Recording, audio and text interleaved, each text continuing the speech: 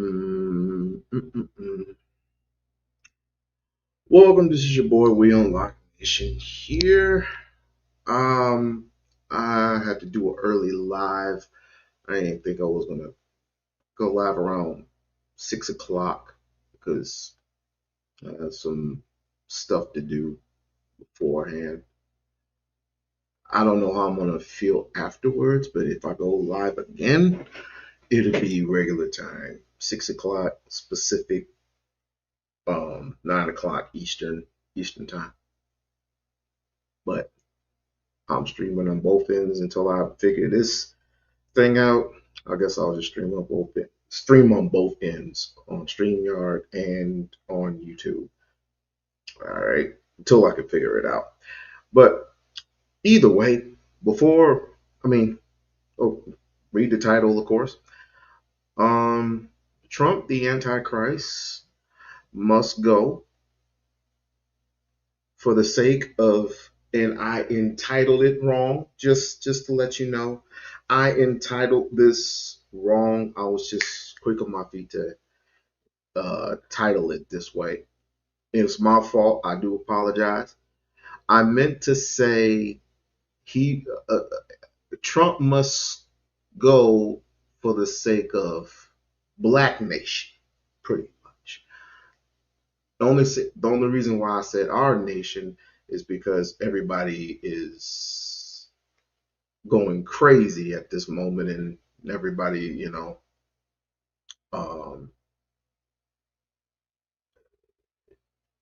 not to throw any religion in, not to throw any religion in there, but for the sake of Christian nation, because everybody proclaims to be a Christian now. Uh, Even him, he proclaims to be a Christian. Even Trump proclaims to be a Christian, which he is not. Um, he has the nerve to drop bombs on Muslim Muslims and Arabs, even though we have Muslims and Arabs here that he doesn't get along with. Um, the lady that was murked in the car, did anybody dare to ask her, was she a Christian? Because we're very big on Christianism. So a person comes up to me, I'm not going to say who, asked me a question. He said, "When are you coming to church?" And I say, "Why?" He said, "Because evil is on its way here." I said, "What evil, son?" And he said, "The Antichrist is coming." I said, "The Antichrist is already here." "What up, Maurice?" "The Antichrist is already here." And he got scared because he wants me to come to church and pray because so he could see. It was like my son has a lot to learn about Christianity and different religions. It all comes in packages and different wording and different parts. You got the Bible, you got the book of the Bible, you got the Quran, you got this, you got the Sota, you got this, you got that, you got Buddhism, you got plenty of different religions. Plenty of different religions. What he doesn't seem to understand is Donald Trump does not care about anyone but himself and is willing to go to war over nonsense. He is willing to go over war nonsense. This thing right here, what I heard last night, and still continuing to keep an eye on the ongoing riffraff that's happening in Greenland right now. Remember when I told you, and when others told you, several different countries, including Canada and including Mexico, are in the mix. And I don't know why he's starting with Iran. Or not starting. I don't know why he's coming after Iran. I guess he wants to be this known big superpower. I guess he wants to be known as king. That's why he's damaging the White House, spending millions and millions and millions of dollars, millions and millions of dollars on the restructuring the White House on our tax dollars, um, and raising up the raising the tariffs, the tax dollars on Greenland. I'm like, if they don't give up per se, and you know how that story goes. So I'm trying to calm my son down, and I say,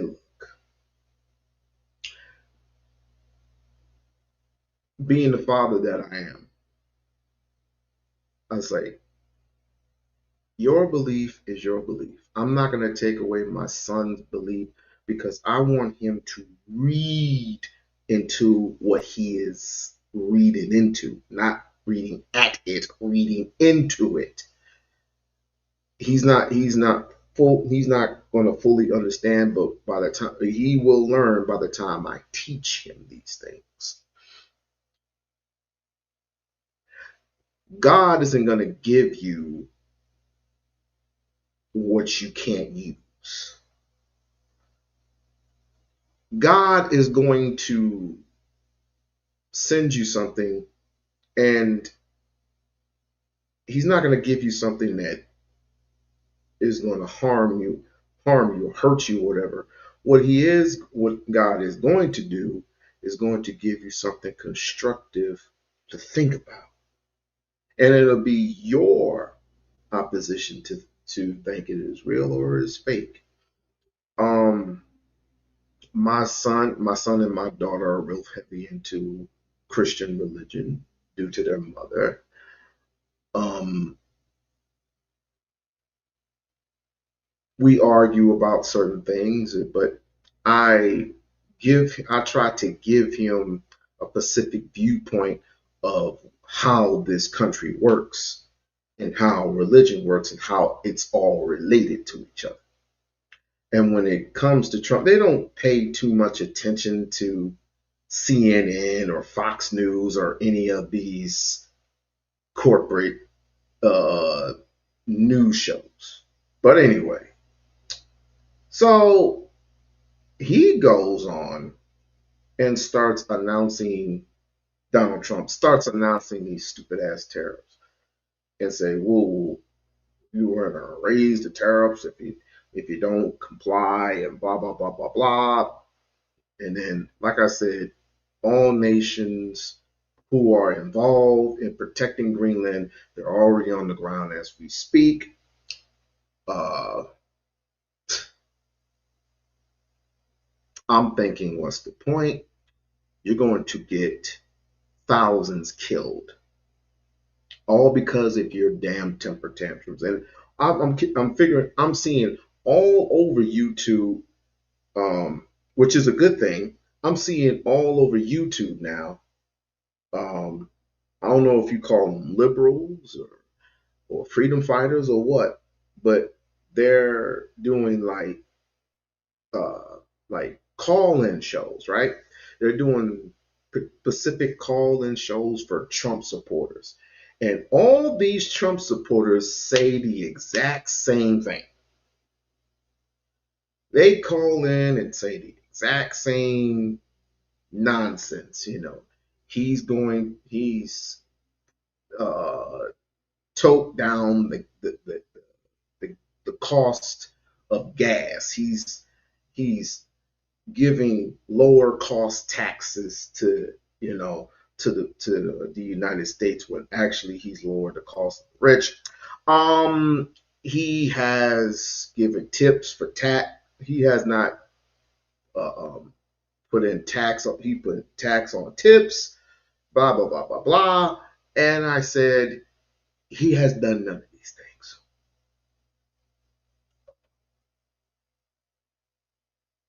He has done zero of these things. He has not negotiated anything.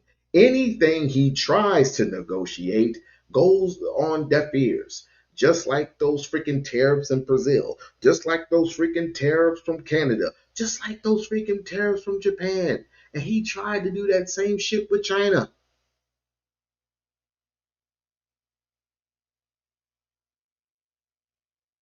This is this is one of those scare tactics from and people are not going to take it anymore. There's just simply not. I don't know about you, and but I knew what was coming. I already knew it was coming before it even started, but I didn't think it was going to be insanely crazy to this degree. I didn't know that. I didn't know that this thing was going to be so damn concerning. Everybody, Sweden, Iran, freaking, like I said, Mexico, Canada, all these different countries are involved now.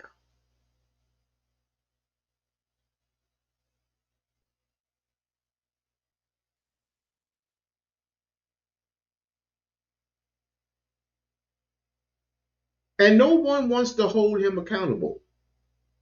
No one wants to hold his feet to the. No one wants to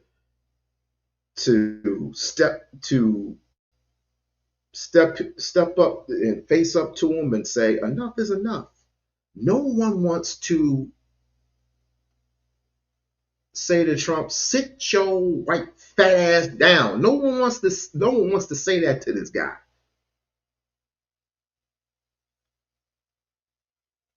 Didn't I tell you I told you the other day, and when I play a clip of this guy expressing the exact same thing that I just stated, he was in the. Remember when I told you I didn't tell you this the city that Trump was in?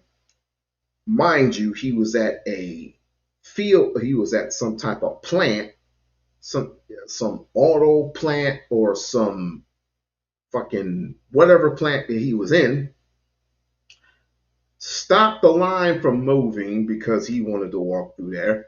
Stupid. And suddenly, someone yelled obscenities towards Trump. Trump throws up the middle finger and throws the F bomb at he was at Fort. Oh, so he was at Fort Plant. So he throws up the middle finger at the guy and throws F bombs at him. I didn't know that was presidential like.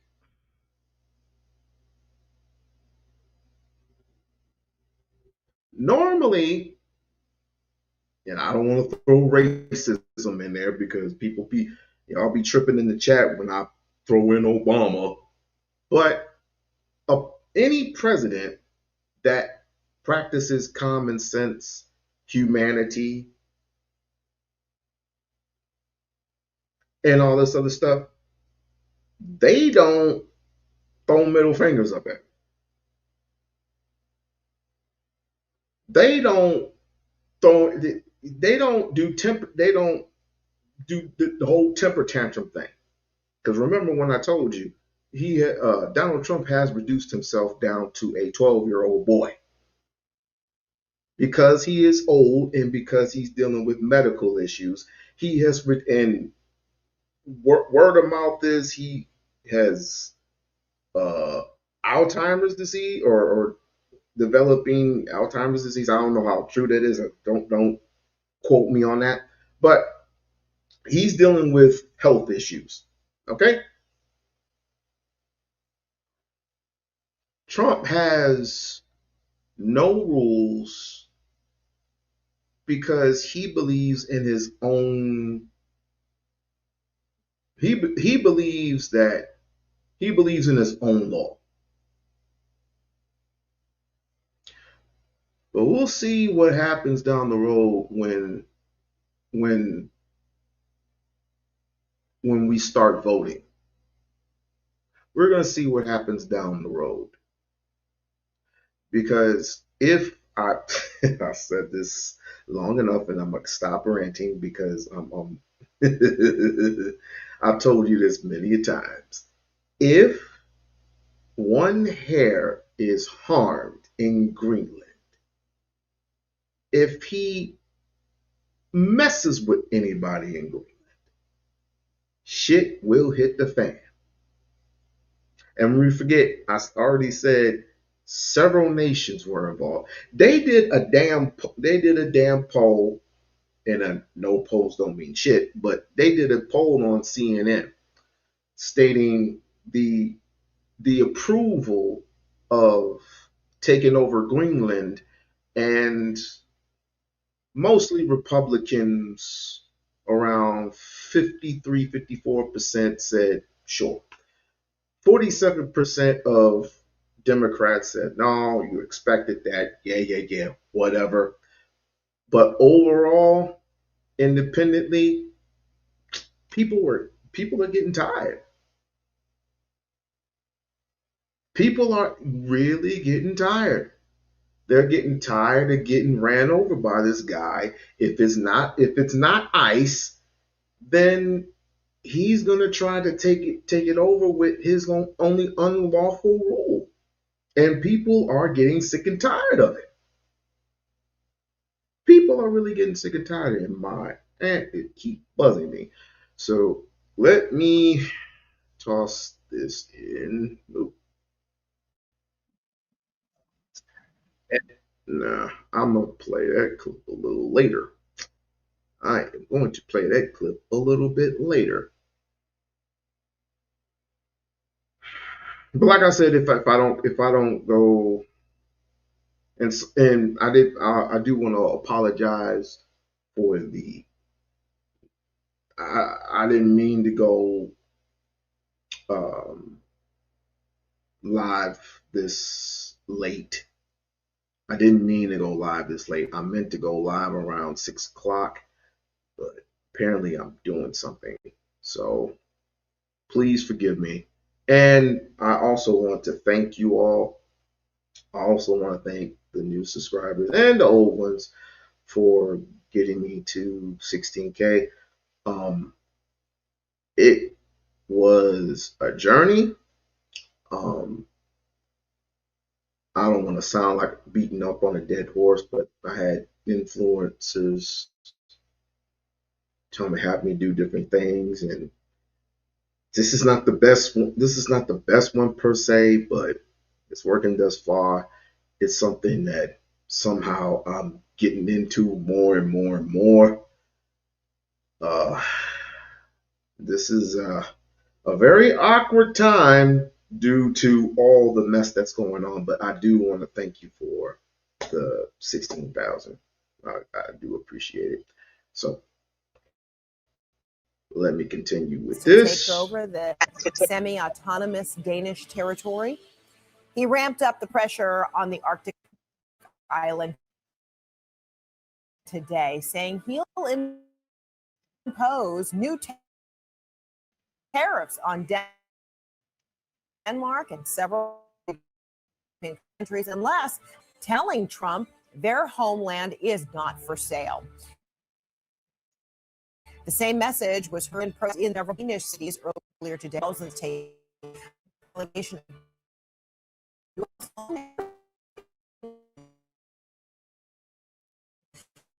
Meeting leaders from amid their intentions, several European nations have sent military personnel for joint exercises. We've got team coverage of these developments. We'll go to those protests in Greenland in a moment, but let's begin with Betsy Klein and these new tariffs that President Trump is promising. Betsy, what more can you tell us? Right, Federico. During President Trump's second term, we have seen him use tariffs and specifically the threat of tariffs as a key negotiating tool. And he appears to be doing that right now with Greenland. That is the Arctic island that is controlled by Denmark that Trump says the U.S. needs to control for national security purposes to counter threats from both China and Russia. Its strategic placement in that Arctic region. This, of course, has spawned major pushback from Greenland, from Denmark, and from other top European allies, with many deploying military personnel to the island this week. And it could have significant economic impacts on those countries, as well as top European countries that are key trading partners with the United States. The president had noted that he could use tariffs on these countries to apply some pressure, but putting names and a number on it today in a post to social media. I want to read to you a little bit of that very lengthy post. He said, starting on February 1st, 2026, all of the above mentioned countries, Denmark, Norway, Sweden, France, Germany, the United Kingdom, the Netherlands, and Finland, will be charged a 10% tariff on. Now, look at this. Look at this.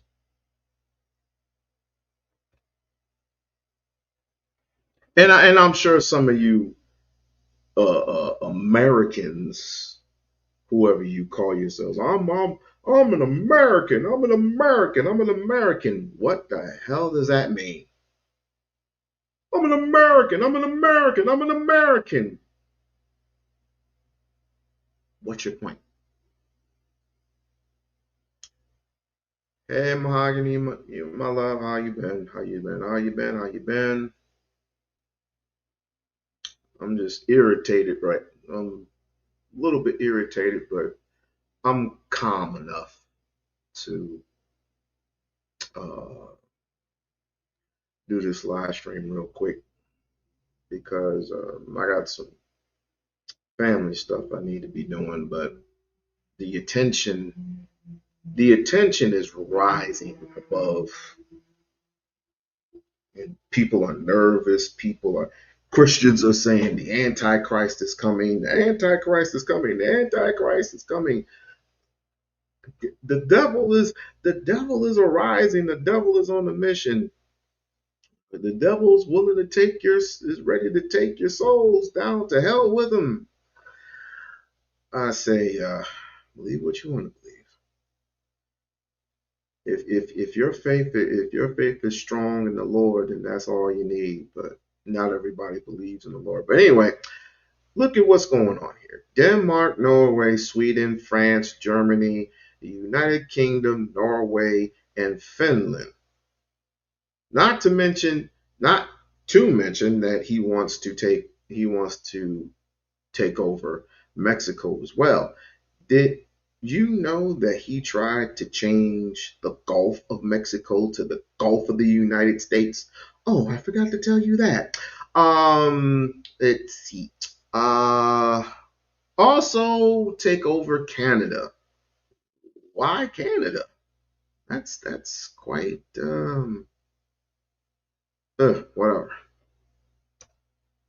Any and all goods sent to the United States of America. On June 1st, 2026, the tariff will be increased to 25%. This tariff will be due and payable until such time as a deal is reached for the complete and total purchase of Greenland. Of course, giving officials just under 2 weeks until February 1st to find some sort of negotiated agreement to avoid those pricey tariffs. And there were meetings this week with top officials from Greenland, from Denmark, along with Vice President J.D. Vance, Secretary,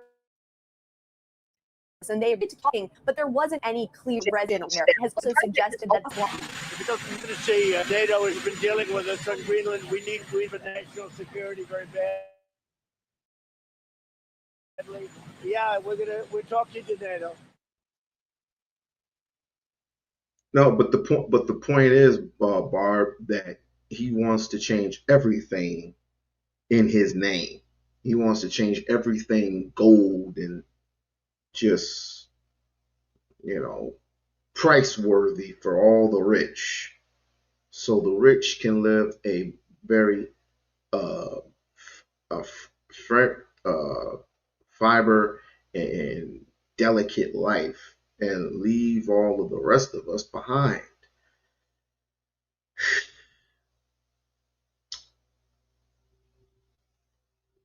I'm pretty much thinking, and I'll get to, I'm going to tell you about Minnesota.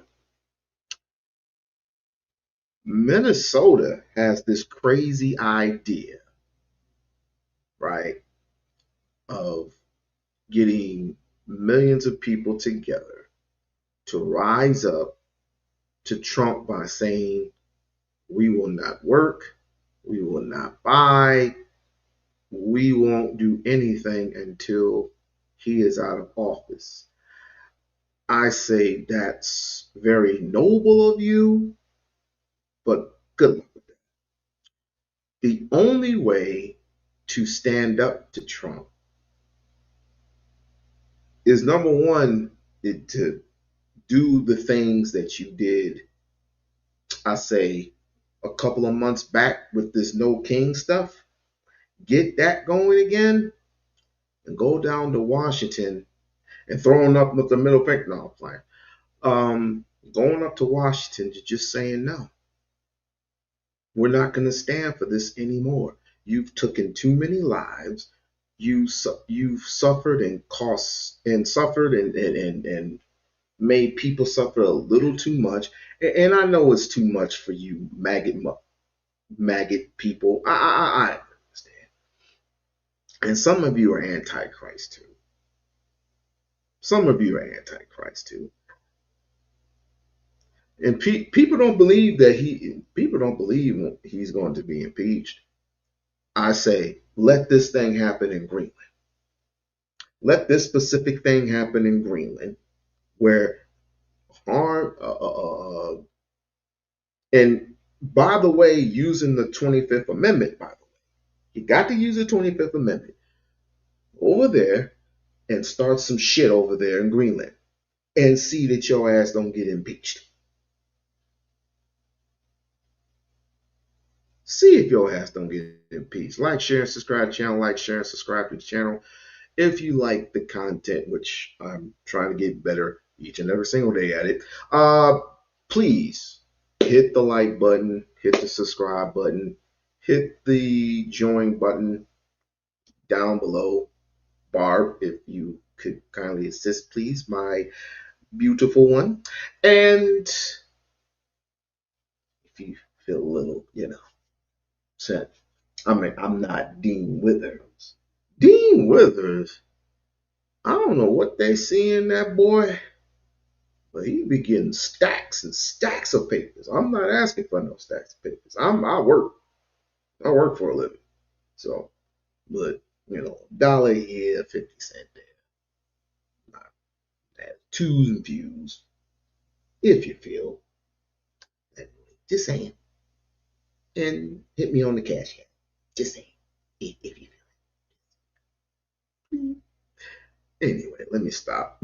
Indicates that this policy push does face stiff headwinds from the American public, in addition to those protesters that we are seeing today in Greenland and in Denmark. 75% of Americans in that CNN poll say that they oppose Trump's efforts to take control of Greenland. Many of the president's own supporters are against this move, so clearly he needs to do more to sell this unpopular policy to the American public. Frederica. All right, Betsy Klein, thank you so much. Let's go now to Greenland, where we find Nick Robertson. So, Nick, tell us about these protests taking place in that country today. Very popular protests by, I think, even conservative estimates. There's 20,000 people in this town, and perhaps a third to maybe half of them came out on the streets.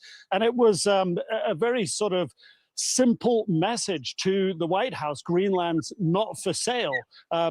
Ask anyone on the streets, as we did today, And that was the message. Dig down a little bit, and you get flavors of what else they would like to see. They would like to see independence in the future for Greenland. But it was very much sort of focused around families today. The Prime Minister came along. He told the local broadcaster here in Nuuk in Greenland that he had been in Denmark and he wanted to come back here. Is attending a lot of talks in Denmark, but he wanted to be here to be part of the protest here. The protest marched all the way through the town and ended up right outside the U.S. consulate. And there was the Prime Minister of Greenland on a snowy outcrop of rock right above the U.S. consulate, waving a big Greenland flag, giving a big speech in Greenlandic to the people gathered there. There was somebody else, another politician there who was speaking a bit in English. Again, that very simple, clear message. Why would anybody want to take on just a sidebar, why would anybody want to take over something as cold as Greenland?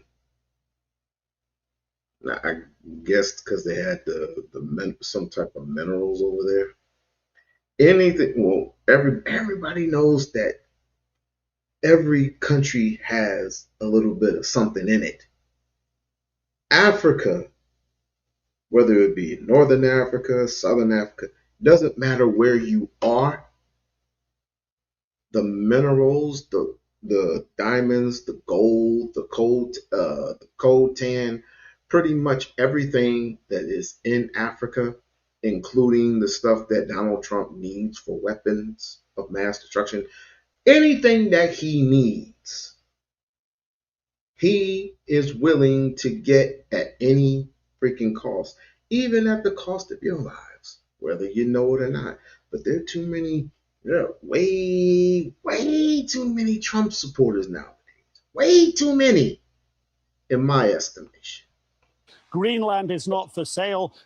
We don't want to be part of the United States. And I talked to some youngsters there as well, a group of young people. Oh, by the way, did y'all get y'all $2,000 stimulus yet? I'm just asking. Did y'all get y'all stimulus yet? I've been in the mailbox. I got my mail key. I looked in there, didn't get nothing. Nothing.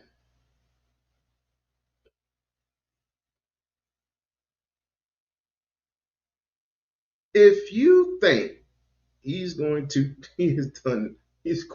do anything for Americans, think again. He's talking about giving these people hundreds of thousands of dollars to come over to the United States. For what? He's tricking you in making these shoes and making these ugly ass shoes and this phone deal that you have to deposit in $100. He's making his family rich, and you're not seeing that.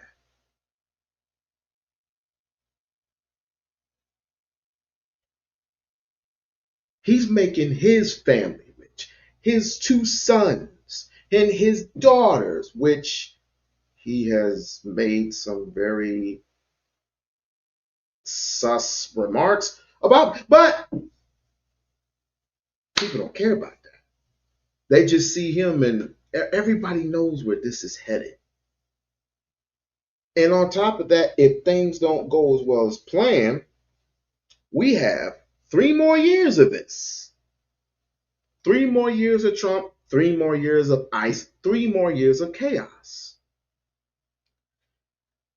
And who's to say that if things go wrong, things go left, and they hit a Trump supporter on accident, they put a chokehold, which is illegal, on a Trump supporter, what's to say that these Trump supporters are going to get angry at liberals? Who's to say if if liberals get mad at Trump supporters? Who's to say it's going to be chaotic? My point being, it's going to be chaotic. But people are looking. these supporters of Trump are looking for something, or they feel that they belong, or they feel like he is going to give them something that Biden or Obama or anybody from the left, when it really doesn't make a difference. It doesn't make a damn difference. What did George Bush give you? Anybody who lives in the Gen X era, I want you to put it in the comment section what George Bush Jr. has done for you, what George Bush Sr. has done for you, what Ronald Reagan himself has done for you. I will wait for that comment.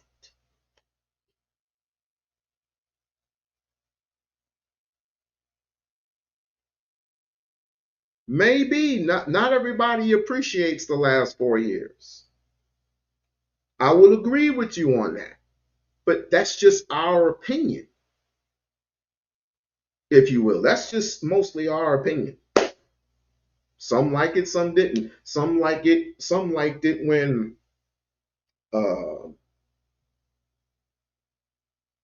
let me start on Obama. Some liked it when Obama, the first black president, even though the first black president wasn't the first black president, but I'm not going to put that on you. Not just yet. They were happy with him just because he was in the White House and because he can turn shit to gold. They were loving it. They loved what am I talking about? John McCain for? They loved old Joe because of the way that he gave the gays a right. But what about the blacks? Blacks don't have rights. I believe they have one right. Right this way. And they love them stimulus packages too. They love those stimulus packages. It was 3 of them. Actually, it was 4. The 4th one was kind of okay, but it was 3 stimulus packages.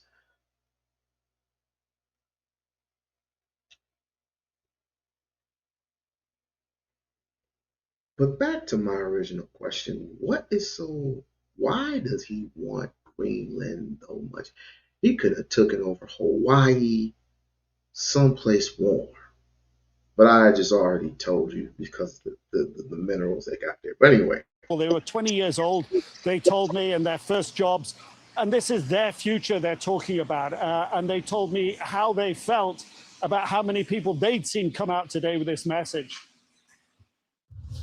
I did not expect so many to be here, but it warms my heart to know that we are all united together to stand by and fight Trump. And what's your message to the president? Our message is that Greenland is our country. We cannot be bought. We are people, and he should stop whatever he's doing because we are the people of Greenland.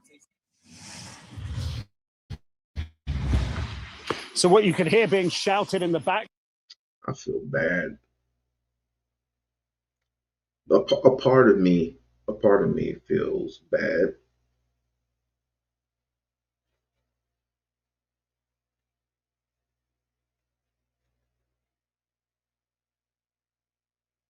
A part of me feels bad. A part of me feels upset. Oh, you know what to do. Hey, talking to my dear friend in chat. You already know what to do. You already know what it is. And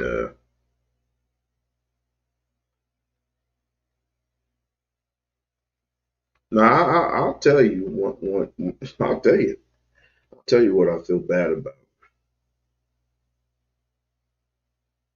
I feel for the people of Greenland, and I feel for those people, not just in Minnesota, but the people in LA who had to endure this type of nonsense from someone who has no control of his bowel movements, who has no control over his what is it, the AOC, the shit that you take.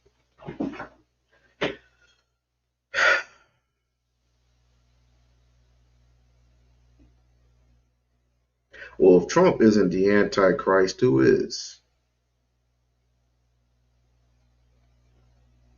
And I say that when I say I say it, and I look at it and I look at him, and all I see is someone that they said that's the guy that can take us places, even though he's not he's not nothing. He doesn't know anything political. He is a businessman, a terrible businessman at that, which some of you know that already. But annual, but annually, overall, he is the worst of the worst.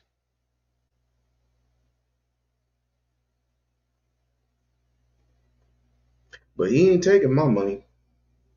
He might be taking your money, but he definitely is not taking my money.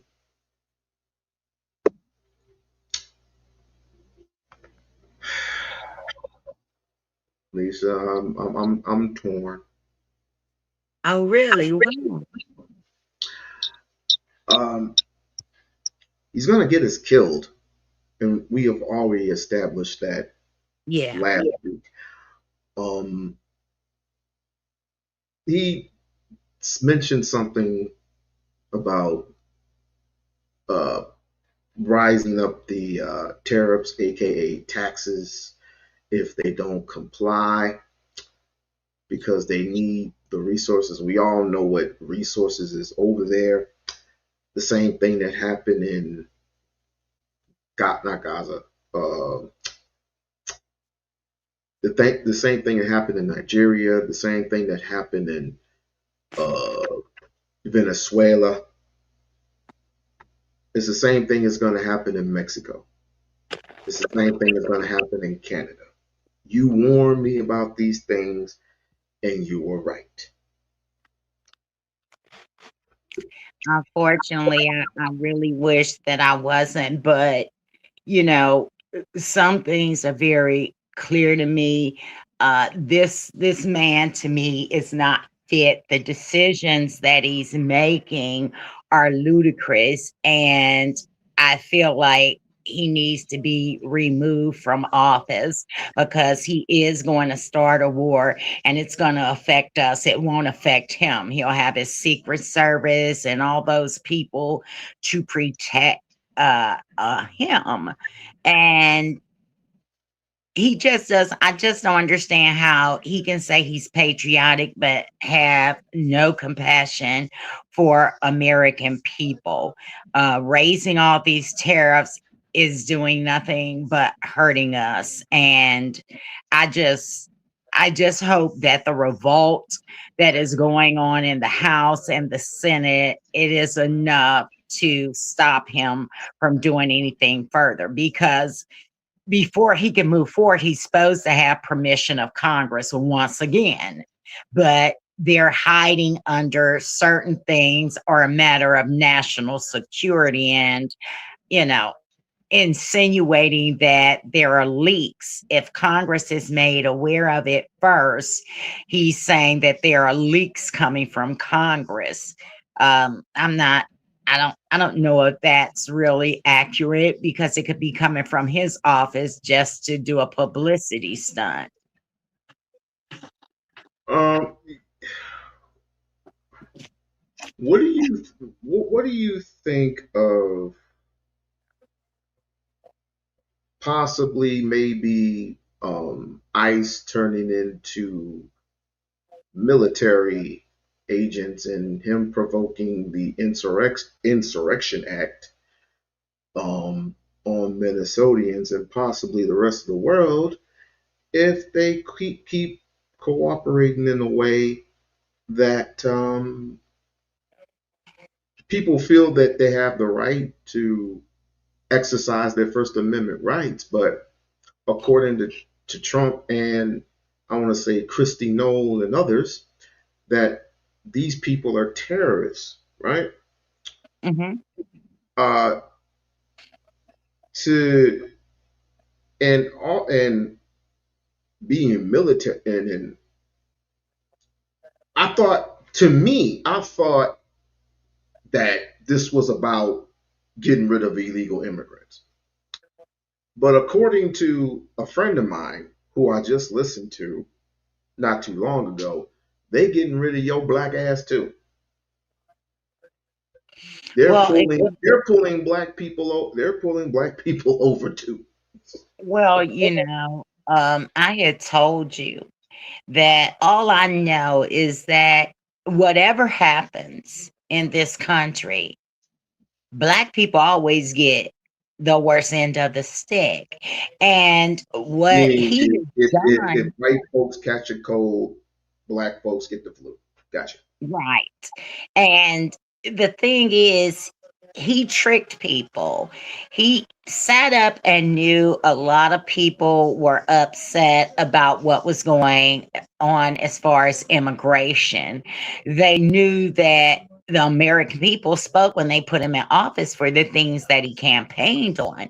But just as I said before, um, I'm okay with deporting the legal immigrants. I'm not okay with the unnecessarily force and violence. It does not require that. It does not require violating American citizens' rights because my thing is some of these people in ICE are covering up their face, all of these other things. They're white supremacists. Some of them are prejudiced. Some of them are targeting people, as you said, that are American citizens just because they feel they have the authority.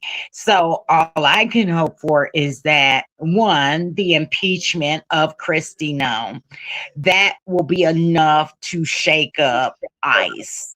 And secondly, that a federal judge stops them from doing some of the things they're doing. One thing I do know is that the Black Panthers have stepped in. Yeah. Yeah, they're patrolling the streets with their, he was like, look, make sure your weapons are more powerful than theirs. Um, and I see that as a big problem. I do. Because if there's a situation and you're not a legal police officer and you step in and you shoot somebody, what legal premise do you have? Other than maybe the presence of the Black Panthers will show them it's not business as usual. You're not going to be able to come in this neighborhood and just abuse people. We're not going to stand for it. If you think you're going to do this to me, I'm going to show you I have the Second Amendment right to bear arms. I have my license. I have my permit. And if you get in my space and you try to invoke those things on me, I am going to protect myself and my space because I am not an immigrant. I am American citizen. Since you're Right. going after immigrants, him stating that putting like travel bans out where certain people from certain countries can't come into the country, the things that are to come. All that we can hope for is that I don't trust either party. I Me either. really, really Me don't. either. But I see what is happening with this party in control. Hmm? Me either. But What did check you say? this out. Look, but I was gonna say I don't trust neither party either. But at this moment in time, and of course this happens every freaking 4 years. We all know that. But at this particular time, this is one of the Mhm. reasons, and this is one of the reasons why I like Jasmine so much. But apparently, I mean, people don't want her, to become a senator, a junior senator at that. I mean, we're just talking about a senator, not a president. But anyway, I just believe that she's a little bit different. I'm holding on to faith that she can make a difference, especially in the state of Texas. But I'm looking all around. I don't see anyone else. Maybe I'm wrong. Maybe I'm not doing as much research as you tell me to do, right? But I Mhm. know I know trick bags when I see them. Mhm. I know trick bags. I know bag chases. And to me, Jasmine is she's one of those stars. She's one of those shiny stars that are left amongst the cosmos. And I'm willing to put my money on it that she can make at least some difference, but people need to remember that she is political. She's in politics. Politics aren't made for just one nation or one person or one ethnicity. It's for everybody. If she is called to Israel to do some business in Israel, she can't say no to that. Everybody is for everybody when you're in politics. You can't just say, it's just like my boy said it the other day. He said, if I'm president of the United States, right, I can't just say black power and make it work. And I gotta go over here to Russia. I gotta go over here to China. I gotta go over here to Sweden, Norway. I gotta go to all these places. I am a politician. I am the leader of the free world. And my responsibility is to all, not just one. If you if you want a leader, find one, find a leader amongst your community. That's how that works.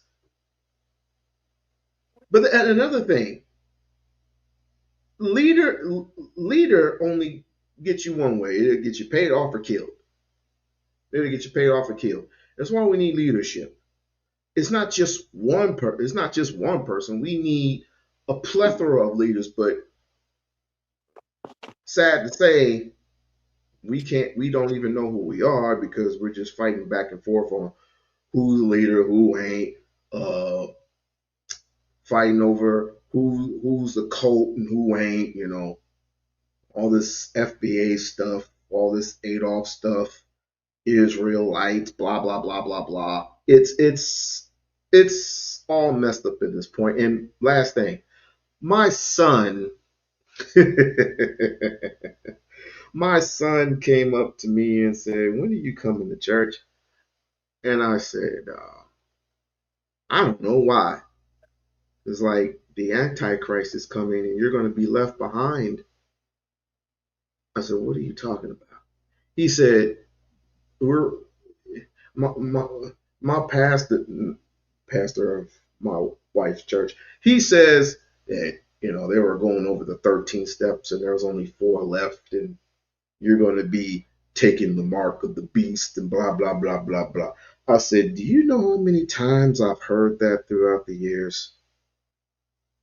And correct me if I'm wrong, but Sweden has already taken the mark of the beast.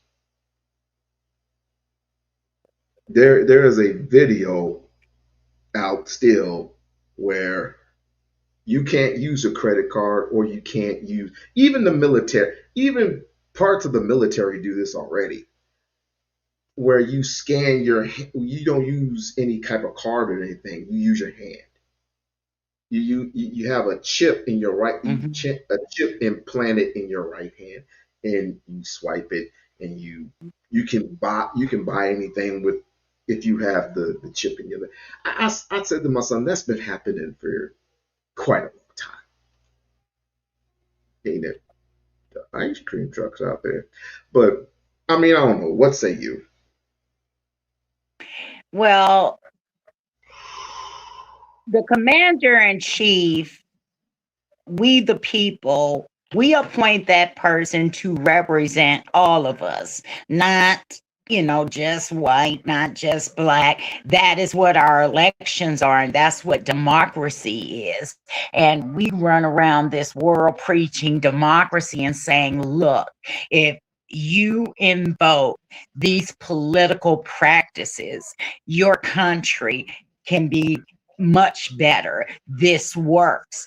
But what works for one doesn't work for all. I don't know if you've ever heard the saying, a still tongue makes a wise head. Yep. And what that means is it is better to keep your mouth closed and listen than running your mouth, letting someone know what your next steps are.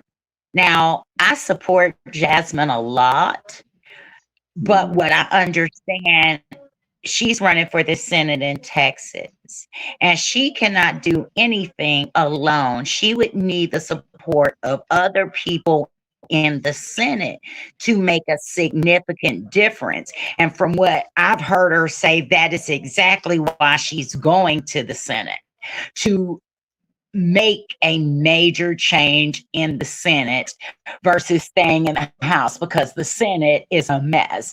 We have several things, like right now, the Affordable Care Act is up in the Senate. 17 Republicans joined with the Democrats to pass that the Affordable Care Act be extended 3 more years. So if the Senate passes it, then that is law. That is what will happen. If they do not, I guess we go back to the drawing board. Uh, all these things with the other countries, some things, a lot of these countries reject the Westerners. They reject us for the way that we act. I don't understand, why would you want to keep attacking our allies? Why would you want to make enemies of our allies? Because at the end of the day, the behavior the commander in chief is showing is that he cannot be trusted. How can you trust someone that has an agreement to be a part of other nations, to be as one, that if something happens, those nations in agreement will stand firm together for a war? Instead, you are breaking away from NATO, and that's you're an not a good ally. idea. Yep, you're an ally. Pardon? Your Yeah. ally. And yeah. And the things that are going on with him, to me, he has his hands in too many wars. He's sitting up threatening to do this to this country, and he's going to take this from this country, and he's did this and he's did that, and nothing that he has done that I've seen or heard reported on has been majorly beneficial for the masses, the majority of the American people. It may have helped a few and some, but the majority of people, it is not helping. And that's why a lot of people are upset. That is exactly why, mark my words, this year, the House and Senate will flip blue because people are angry. I mean, Trump can sit up all day and call it fake news, fake polls. He can do that all day long, but reality is reality. He thinks we're stupid as American people. We're not. A few of us are. A few of us don't pay attention. But for those of us that are paying attention, we don't like what he was doing. A lot of people thought that when Trump was talking about people, he wasn't talking about them. He was talking about the other people. The farmers never thought that Trump was going to attack them and he was talking about them. They thought he was talking about those other people that pick their vegetables. And they've come to find out, oh no, he meant you too. You get no money. I care if you cannot support your family. So what does that say about who he looks for and what he stands for? He's about starting drama, sitting up when he does not agree or like what some of these other congressional people say. He jumps online and calls for people to attack them. Yep. And in what world is that okay? Yeah, and this stuff is serious. People actually, last year, a husband and wife from Congress got killed. These things are not jokes. These threats you have, as we know, the one on Hakeem Jeffries was one of the people that were pardoned from the insurrection. You have several of these people that have committed crimes, some of which are against children. You heard me right, children. But they're not talking about that. Mike Johnson doesn't want to sit up and acknowledge the truth. He's losing control of his party. People have had it. Trump has went too far. I mean, you have the Supreme Court, no matter what he does, they say it's okay because it doesn't affect us either. Hey, Lisa, did you hear about the woman that gave the woman from I think it was the woman from Venezuela, I'm not sure, that supposedly allegedly gave Trump his peace prize? I heard that she was going to do that. The lady that's the vice president. Yeah, but the thing about that is you can't you can't give someone else your Nobel Peace Prize. I mean, you can't change the rules. You can't change what is documented. You can verbally say it, but legally you can't. It's non-transferable. You can dedicate it to them, and I don't know if that's legal, but you can't give it to them and think that it's going down in history in the books as, Donald Trump's. That's the thing. He thinks he can take everything by force and he can manipulate and bully people into doing what he wants without earning it. He gave him her Nobel Peace Prize. What the? Yeah. He was upset. He was upset and talking about, they gave Obama a Nobel Peace Prize and he didn't do anything. They gave it to him shortly after he got in office. I don't see Trump has a problem. That's his problem. He worries about Obama too much. No, it's his damn temper tantrums. It's his temper tantrums. I keep telling y'all. He's jealous of Obama. Why? Obama hasn't even ran since what? 26? His last term was. Right. He served all of his term, his 8 years, but it's something between the two of them that is really, really something that he's focused on. He hasn't let up on it. Always embarrassed. I mean, it's just like I said, how he would get up and lie and say that the polls that are showing, him 30 and 40 points behind on the different subjects that they're asking the American people, that people take part in these polls.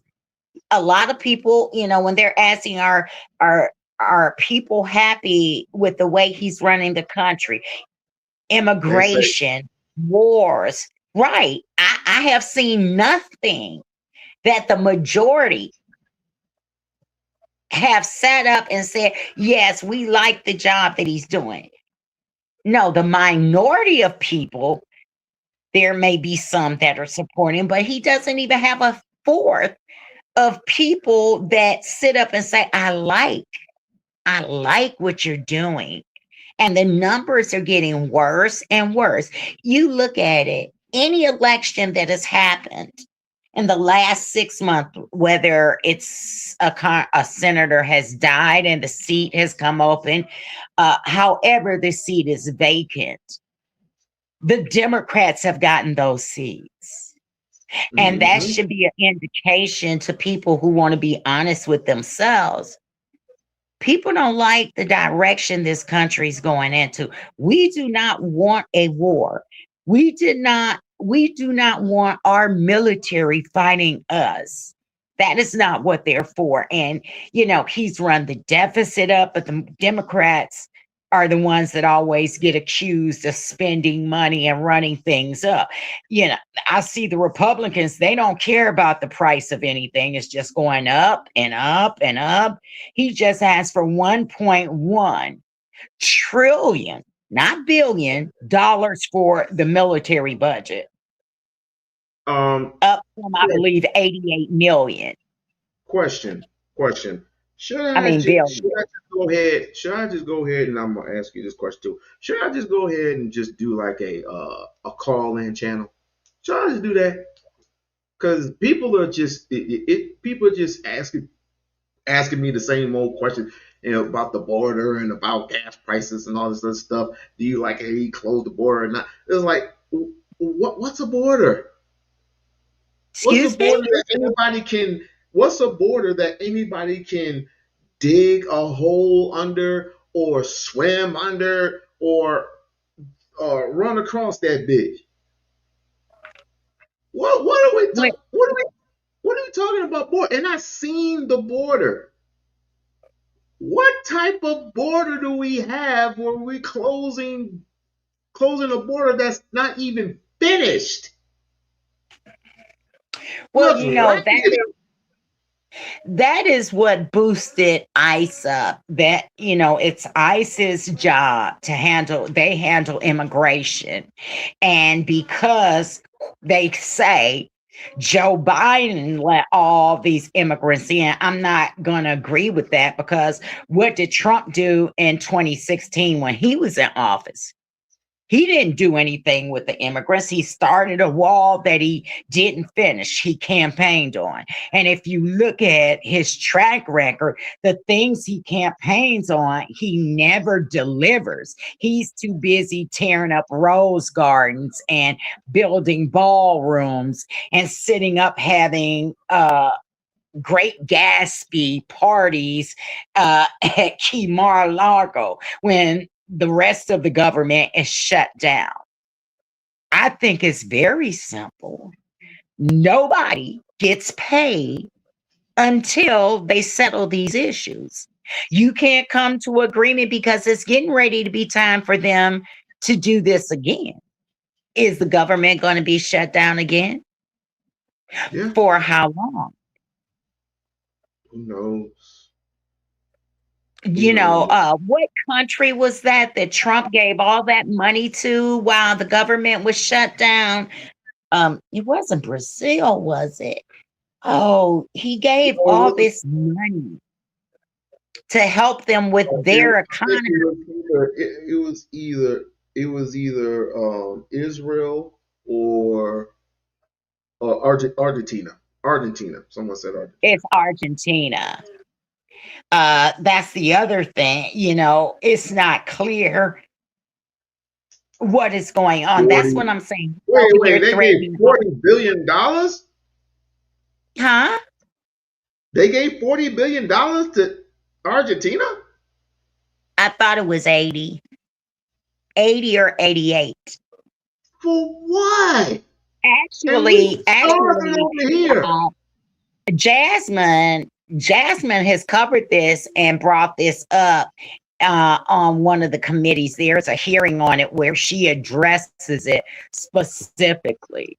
While our government is shut down, he has money to throw to other countries to help them with their government. She does address this. in one of the congressional meetings. This happened a few months back during the government shutdown. I don't Right. understand cutting, programs for daycare and things like that. I don't understand why it seems like you have a vendetta against our children. This is your boy. This is your boy. This is your boy. That's your boy, Trump. That's What did yours. you say? I wasn't He's talking whose to you. boy? I wasn't talking to you. I wasn't talking to you. Look, I wasn't oh, talking I to know you're you. not talking to me because I wasn't Trump's talking not to my you. boy.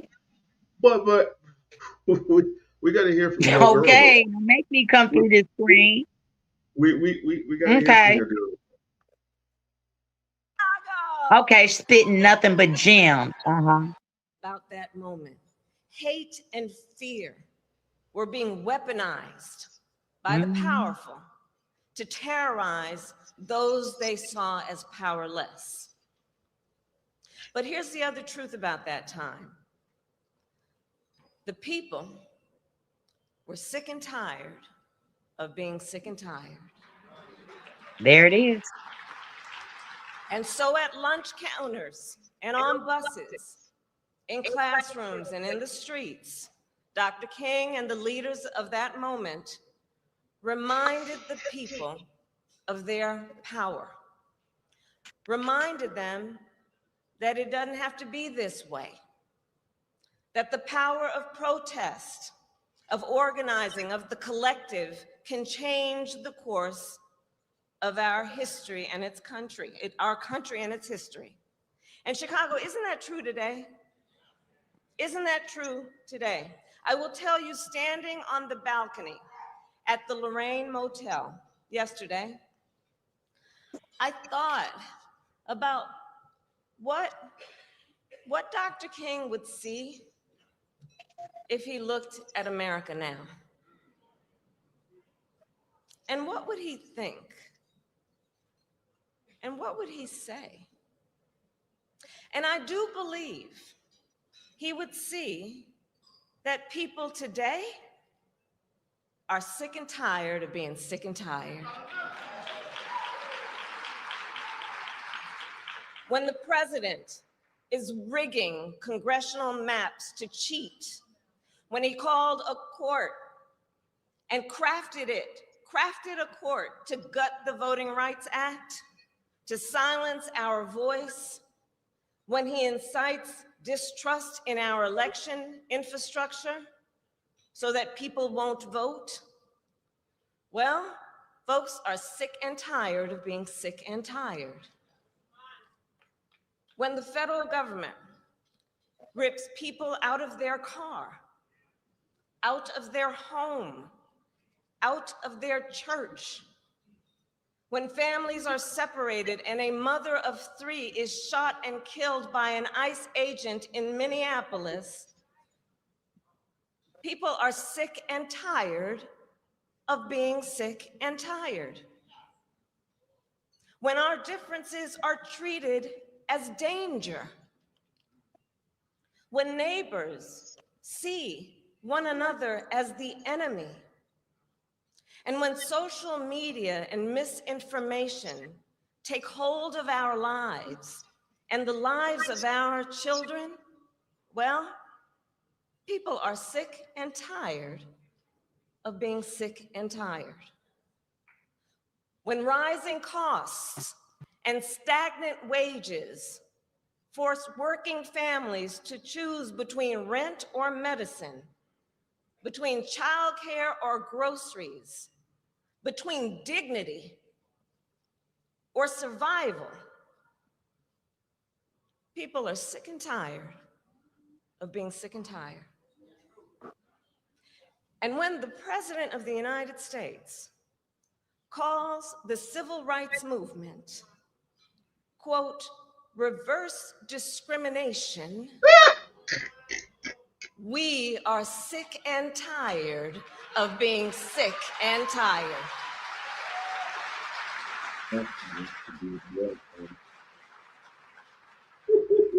Now, I know Many people in our country are feeling overwhelmed right now. Isolation and loneliness have led to despair. A long broken system has fueled cynicism and, yes, apathy. And people are rightly angry and profoundly frustrated. Far too many have resigned themselves that, well, I guess it's just going to be this way. All while those in power attempt to divide the American people, attempt to make us distrust each other, to turn on each other, all while having us believe we are powerless in this moment. But let's pause for a minute to see the echoes of history. Yes, the threats we face, but also the power of the people. Let us see, like then, this is a moment not to throw up our hands, but a moment to roll up our sleeves, to organize, to register people to vote, and to speak and act with truth, power, and conviction. You know what I'm gonna do? You know what I'm gonna do, right? Because I'm getting What are real, you gonna do? I'm getting real sick and tired of these menacing maggots, especially in my chat. Public service announcement. I will be voting. Um, of course, I'm gonna be voting in November, but I will be voting Kamala Harris as Mhm. the next president of the United States. Yes, yes. I'm going to be voting Kamala Harris as the Well, my next thing, president of the United States of fucking America. There, I fucking said it. Quote me on that. Quote me.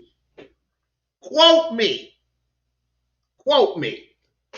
I just would like to know what has she said. Everything she said has come true during what was her small part of campaigning. What she's saying now is true. I mean, the truth is the truth, and the people are starting to see that. A lot of people are saying, he's not looking out for us. He's done a few things that we wanted him to do, but a lot of these things he's taken to the extreme. And, just like you're saying, what's all these people who have lost their jobs because they've terminated them and done away with I don't those give a fuck jobs? if she's Those black or people have not. bills to pay. What I don't give a happened? fuck. I don't give a good goddamn if she's black or not. Mhm. The point of the fact of the matter is she's a woman, and guess what? I want to see each and every one, not every one of you, because most of you don't have a problem with all of that. But for those maggots, all the way right maggots, and for those heartwarming, woo woo woo conservatives out there, I want to see each and every single one of your faces.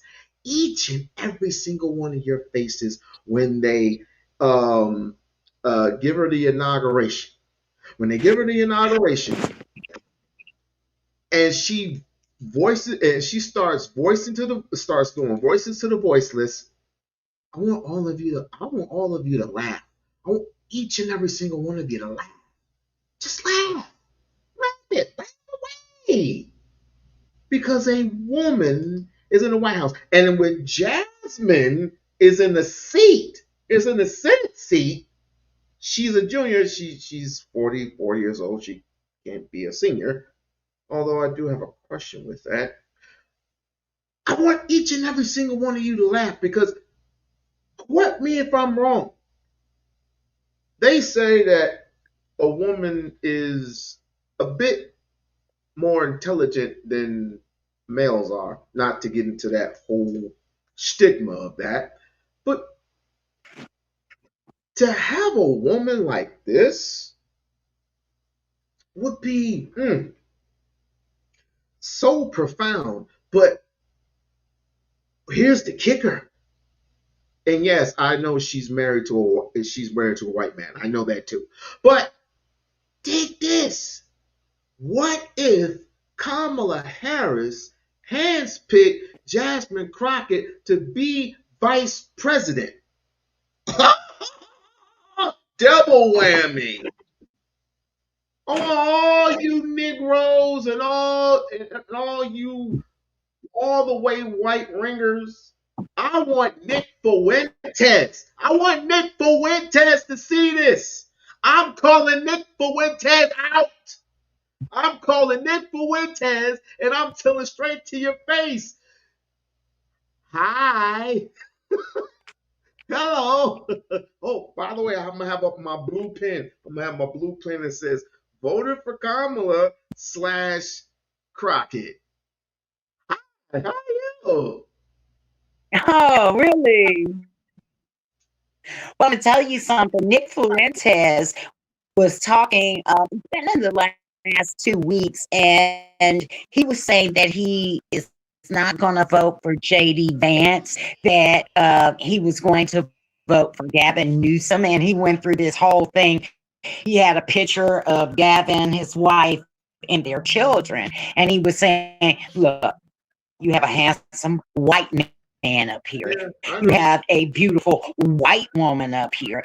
You have beautiful children. And then he went to JD Vance and was like, look at his wife. Yeah, I know. Look at his children. So he's saying he's not voting for JD Vance because of his Indian because the wife. family is not all white. Right. Mhm. So what does that say? That's something else. Gavin Newsom has done some things. And I don't understand that you knew JD Vance's wife was Indian when the ticket was announced for president.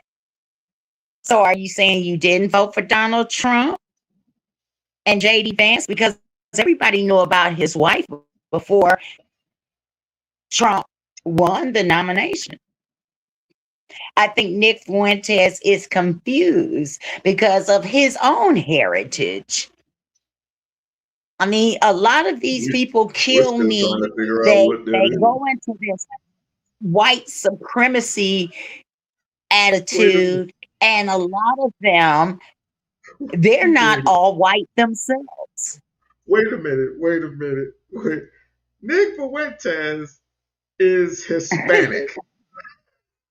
Yes. That dumbass is partly Hispanic. Now, yes. If someone told him he had African in his family, he'll turn batshit.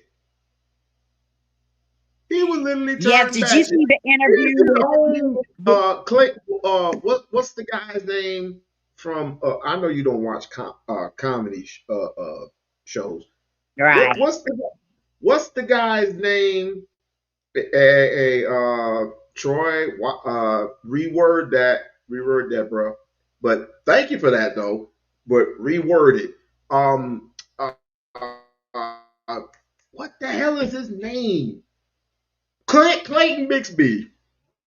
He is the Clayton Bixby of YouTube. We're talking about the same man. You're talking about the same man. Okay. Reword, please. Do not say the GAY word in the chat, please. Do not, just reword it. Say sus. Say the word sus and put a rainbow behind it, but don't say the word gay. Because obviously I have a problem with YouTube. YouTube has a problem with me. F them. Now, Now, back to you. If he did, thank you, DL, thank you. But if he specifically found out that he had African in his family, if he specifically knew that through his grandma or through his grandpa, oh, that would be it hit a shitstorm. It hit a fucking shitstorm. But I just want to call him out and let him know. Guess what? Hey, on me. Hey, Bolingo. Don't fret of where you come from, Holmes.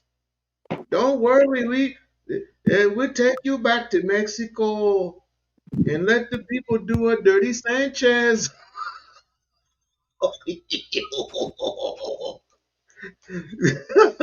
But do you know what I don't want to tell you what a dirty Sanchez is. Well, I mean, it would be. Everybody knows what a dirty Sanchez is. How the fuck you gonna say? I'm cussing now. How the hell are you gonna say? I don't want the Mexicans here. I don't want the Mexicans. I don't want the blacks. But you're half white, half Mexican. You might as well be African. So, what kind of contradiction is this? That's just like saying that the black dude from the Green Dragon Ku Klux Klan, who retired by the way a long time ago, stating that he was fucking white, right? Or am I going off? Mhm. Am I going off of that? Do you even know who I'm talking about? The only black guy who was in the Ku No, Klux Klan. You didn't know about the black guy that was in the Ku I've Klux Klan? heard about things. I've heard about it. I haven't read it or researched it for myself, but I have heard about it. Oh my. The one Well, person I that think has that's part more of the knowledge other in her problem too. hand didn't know that there was one black guy that was in the Ku Klux Klan. Wow. He was fake from what? No, he was real. He was 100% real. He was 100% real. But I guess he just had a change of heart and he just started. Lisa, um, why am I having that? Why are you echoing? Why am I Darwin, what? you're echoing. His name is Daryl Davis.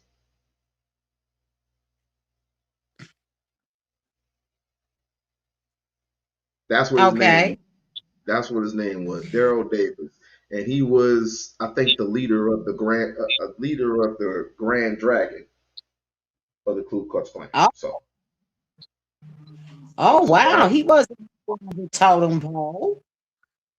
Yeah, I'm surprised you didn't know this. A person of your ilk is feeding me all this information. Um, I guess I'm too busy reading the politics. He was very he was on the Jerry Springer show a long time ago. Oh, real? You know what? You're right. I remember now. I Hmm. remember. Yeah, I remember him being on a Jerry Springer show. Yeah, I remember now. All right, let me finish up here.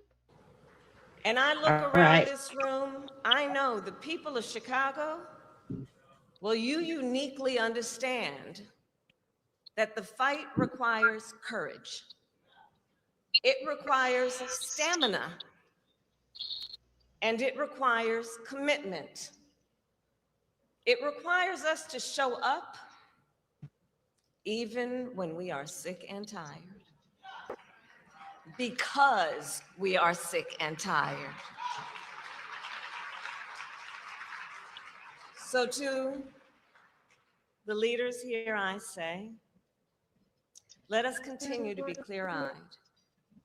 They may want us to be afraid, to be divided, to be silent, but we won't give them that satisfaction. We will continue the fight with determination, with resilience, and dare I say, with joy. I got it.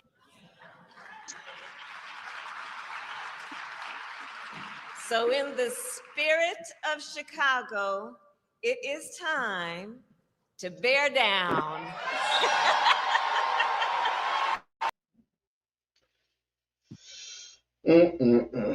Well, yeah, I think I will be for her. She's Israel first. I don't know. I just want to see. My whole point to this is just to see her, or excuse me, see men in red pill spaces. I want to see the look on their faces. I just want to see the look on their faces. I want to see the look on Anton Daniels' face. I want to see the Do look you? on what you would call his face. What is his name? Uh, it starts with an A. I forgot what it was. We were speaking on You it know I don't know. old ass last week, huh? You know I don't know these YouTube people. I know, I know, and it's a waste of time. But you know about Anton Daniels because Yeah, yeah, they're still yeah. doing the I know whole who. Corey Holcomb Anton fight, which it was funny, but enough is enough is enough. Now he's talking about, well, he's not intelligent and all this other thing. And what would if he would have said D's, if he would have said D sucking, he would pop Anton in the face. Anton, he this and he that. I don't care anymore. I don't. I got way better things to worry about. The world is not going to go into hiding. The world is not going to build these underground bunkers and put rations in them just because these two niggas can't function as elderlies. Like they're damn near 50 years old. They're damn near 50 years old arguing over what? First, it was about politics, right? And then it Yeah. shifted over to who's gay.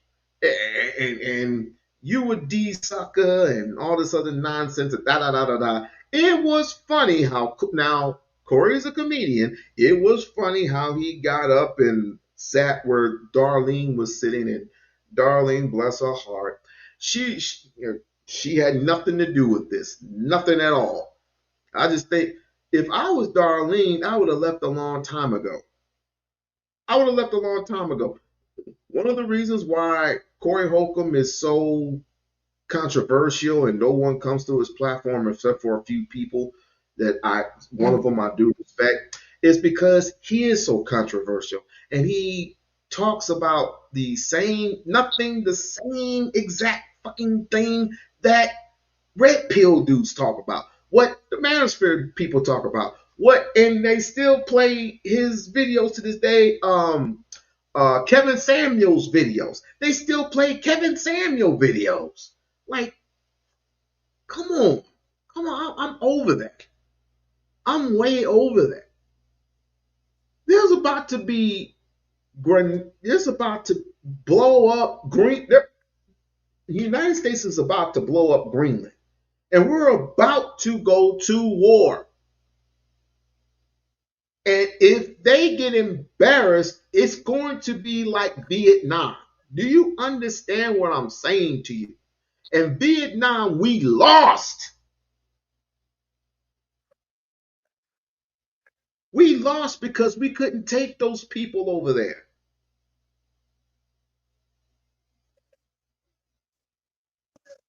But we want to talk about Well, Ann I told and you. this bullshit. Who do you think?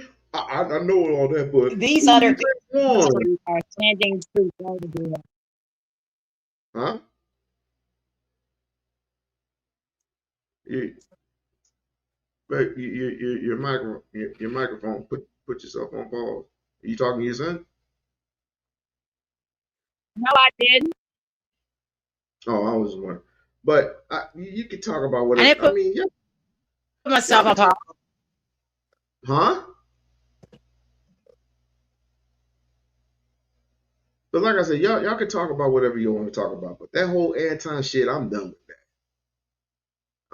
I'm pretty much done. He doesn't have anything for me other than a bunch of nonsensical word salad that comes out of his mouth. I'm pretty much done with that. I'm sticking to what is basically more important, and of course, the whole reparations thing. Just to remind you, you ain't gonna get no reparations for the simple fact you don't know yourself as well as the people behind you. The people behind you The people behind you don't even know who you are. They don't even know who you are. They just know it's like they all was for what happened to our ancestors back then. We are a lineage, even though we didn't build shit. We don't own and control shit, but we are a lineage to who?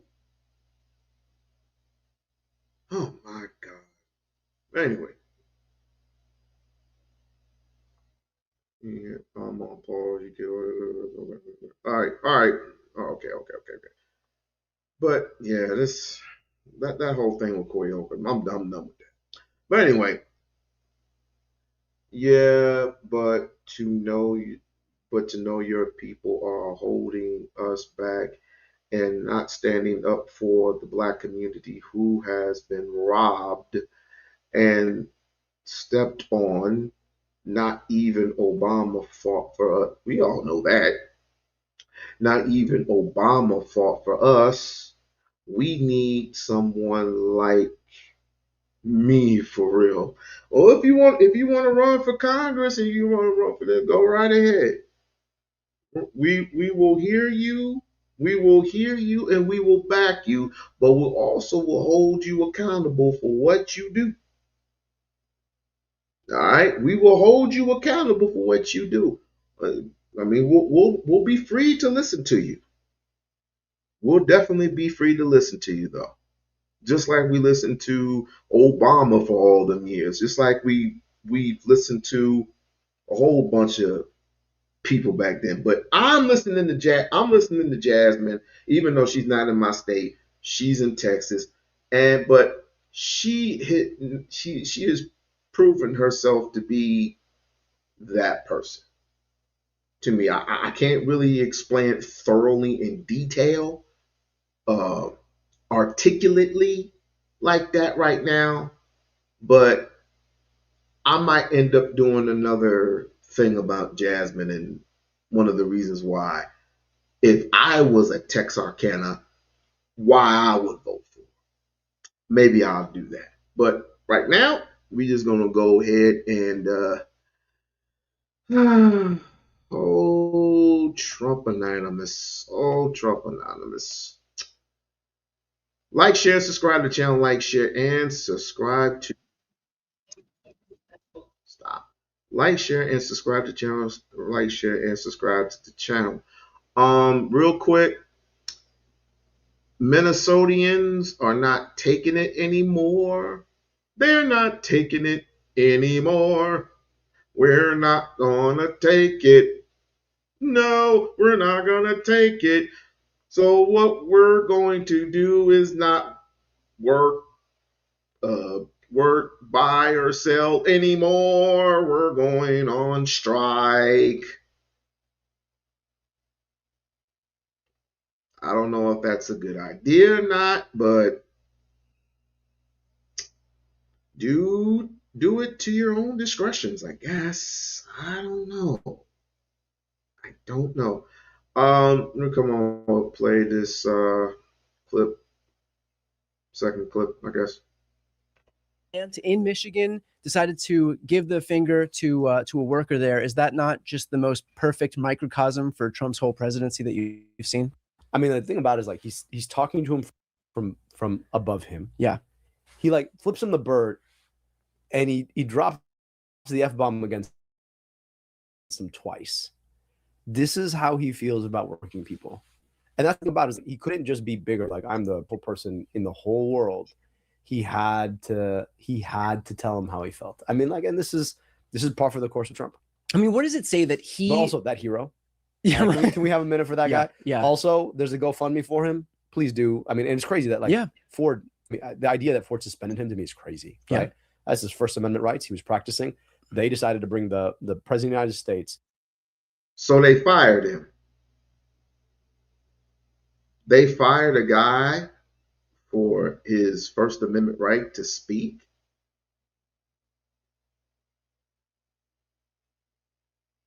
He didn't. Who's to say if he voted for Trump or not? He sounded like to me he didn't vote for Trump. They suspended him. They shouldn't even have suspended him. He's the one that. But wait a minute. Wait a minute. You're the president of the United States. You're supposed to practice some decorum. You're supposed to be practicing decency and humanity. What the hell? So they suspended him because of his First Amendment rights to speak, good or bad. His opinion, right? But once again, Trump's temper tantrum. I'm telling you. Military can't speak while serving. I didn't know he was military. Stop the line so he could walk, and now that guy gets suspended. Crazy. Anyway. Right.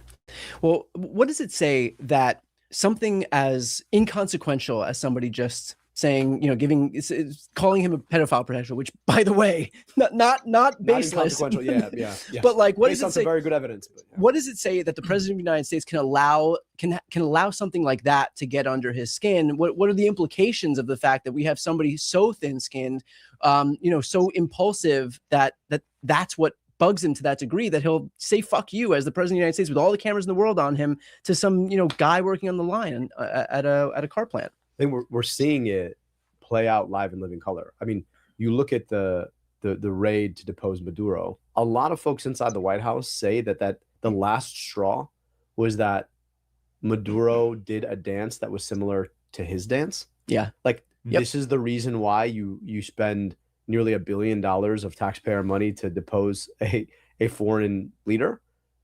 Okay, you're also seeing it in his choices when it comes to Minneapolis. They can't admit that poorly trained officers shot a woman in the face and that it was wrong and that there should be an investigation about how they used the power of the United States government against a 37-year-old mom. And now he's just sending more ICE agents to Minneapolis. You see it in the choice to probe a sitting U.S. senator from my state because she had the audacity to remind the troops what their responsibilities were based on international and American law. All of this goes back to the fact that he thinks that the most important thing he can do is to respond to spites against him personally. For him, the entire United States government is being used as a tool for his own revenge. And the last point is the Fed chair, right? Yeah. You see it all of the stories of 2026, which by the way is only like 14 days old. All of them go back to his own personal feelings. Right. I mean, not just the Fed chair. If you're talking about weaponizing the DOJ, you've got Letitia James, you've got James Comey, you've got Adam Schiff, which would be bad enough unto itself. But the fact that this guy came into office under this pretense that he was going to end the weaponization of government that was apparently out of control under Merrick Garland of all people. I wish that Merrick Garland was as rabid as Trump and Republicans have made him out to be, and yet here we are now. This is weaponization at every corner. But I'm glad you brought up ICE, and I think this is a good opportunity to talk about this. Not just. Well, let me tell you this, because somebody said that no one spoke against Hitler back in the 1940s when he was basically getting away with the same same stuff. I was not born back then, but reading into Nazi Germany, I would definitely say that the Holocaust was very bad. And I'm not taking anything away from the people who got slaughtered. There were millions that were slaughtered during the Holocaust. But the difference between, well, I can say Trump is Hitler all day, even though they were throwing up the Hitler signs and everything, and they were doing it. And Elon Musk was doing the exact same shit. So I would say that the difference between this, and tell me if I'm wrong, is like while they were stuffing people in ovens, stuffing babies in ovens, our babies were used as bowling practices, throwing them into the rivers, beating and cutting them up half to death, cutting our mothers womb and snatching our babies out the womb, using us as target practices. Look into the Jim Crow era. Look into the Dred Scott. Look into the Willie Lynch era. And you tell me if you had it just as bad as our people. And I encourage you all to read the book, the relationship between blacks and Jews. I want you to read into that. But anyway, if anything, there are certain people who should be allied against our enemy. And speaking on the Black Panther movement, just to be brief, speaking on the Black Panther movement, I'm glad that they're out there, and I'm definitely glad that they are servicing people who need help. It's not just black people that we're servicing, even though we are a black first unit. The Black Panthers are a black first unit. But people seem to forget, and I ain't calling out any names, they seem to forget, sir, that there was a young 21-year-old male named Fred Hampton and his buddy who started the Rainbow Coalition movement. That was a real Rainbow Coalition movement with brown, black, and yellow. Black, brown, and yellow. Black, brown, white, and yellow. Why am I mixed up? Black, brown, white, and yellow. And they were going to form a coup to buy, sell, and trade for one another. It's the same thing if you were to watch Sinners with Michael B. Jordan. It's the exact same shit. It was going to be the exact same shit. Well, a small town and a small town and a big country where they were buy, sell, and trade for one another. Because believe it or not, some of these people are getting sick and tired of being sick and tired. As long as you don't harm my people, we won't harm your people. You don't fuck with us, we won't fuck with you. It's as simple as that. You want to buy something from me, I'll buy something from you. It's as simple as that. Go see the movie centers and see what I'm talking about. Lisa, you in there? I thought that I was still in here, but you said something earlier about you couldn't hear me. Can you hear me now? That wasn't me. Can you hear me now? I can hear you. I can hear you fine. Oh, Um. question. Answer. When are you going to have the discussion with Barb so she can come up? You can't keep running from the subject for forever. Uh-huh. What? Scared a little bit? She always proclaims that she wants to come up I and have just asked her. I just asked her, and she said she would come up when you want to have that discussion. Just asked her. Check it out in the chat.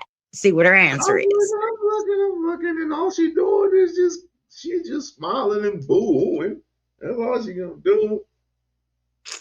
Yeah, right. She's gonna come in here and set you straight. Now, it's bad enough that I had to put down one. I'm gonna have to put down two. That's not good. That's not good at all. That's not good. But I have a question for you. For me? Do you believe? Well, one person told me, and I had a conversation with the one person that we had a conversation with, but obviously, I guess he didn't get the hint, he didn't get the message, and he felt that he was doing the right thing by calling ICE agents and sending illegal immigrants out there. You know that person that we were talking about long ago. Yeah. Well, I had that same conversation with him, and it didn't go quite well. It didn't go quite well at all. But it's quite okay because I bet you, if we look into his background, if we look into his family lineage, we're gonna find some immigrants. Just like with Donald Trump, we all know that we found some uh, um, immigrants in his family. We all found some immigrants in his fucking family. But people pick and choose, people pick and choose for the wrong reason. Yeah. Well, that's something that I'm wondering with when it comes to the next presidential election, are people going to sit up and judge based upon gender and race or what they believe is best for the country? Because one thing about it, this country's gonna be in a mess. It's already in a mess.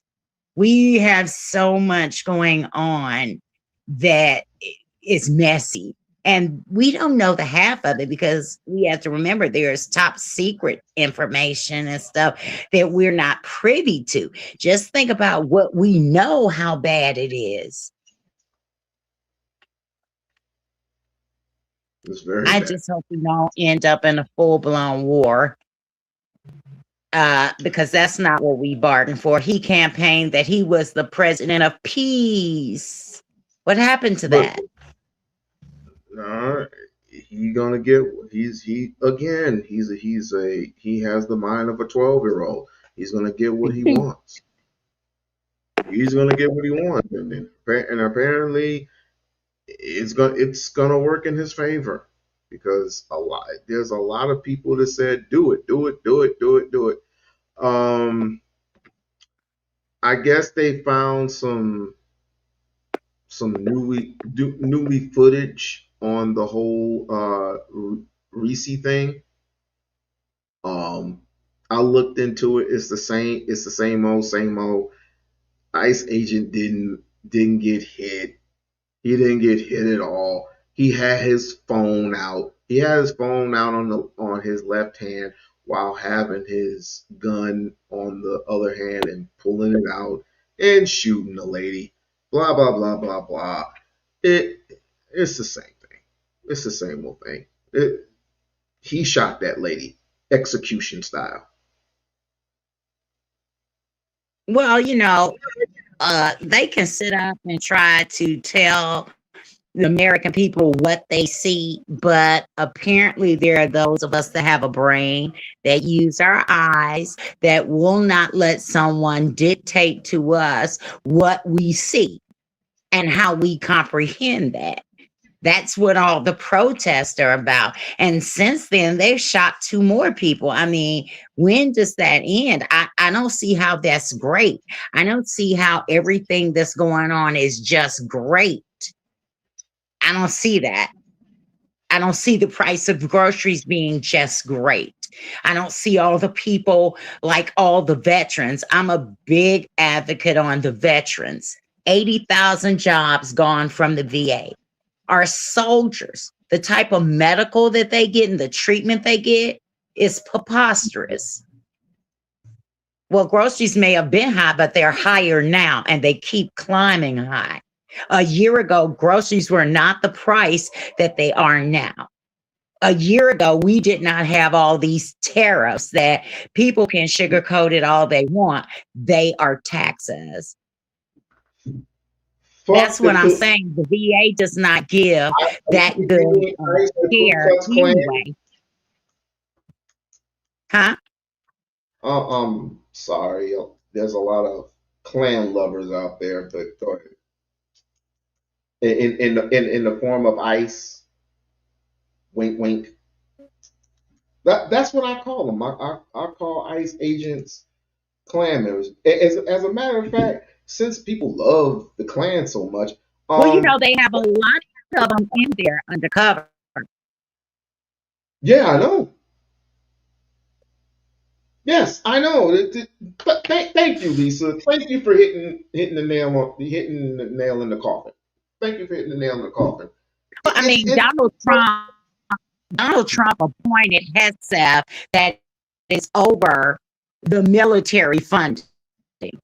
And technically, yes, Donald Trump did cut the funding because that's what HESF did. They not only cut 80,000 jobs from the VA, they've come back and cut the budget as well. So, I mean, I don't know what you're talking about, but those that are veterans know what I'm talking about.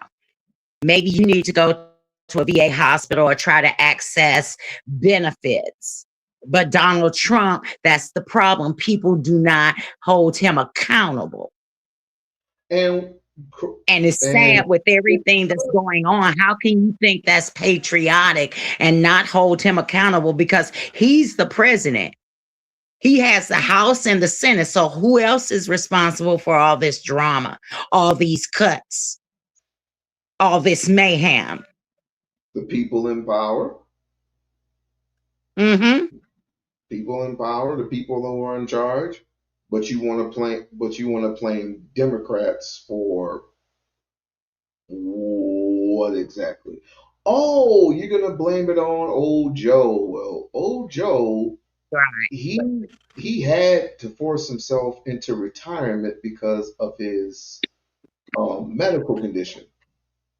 So after that, the people thought that Trump was the man because people are expecting something, like I said, from Donald J. Trump, and the only thing they're going to be expecting is a big middle finger. That's all they're going to get.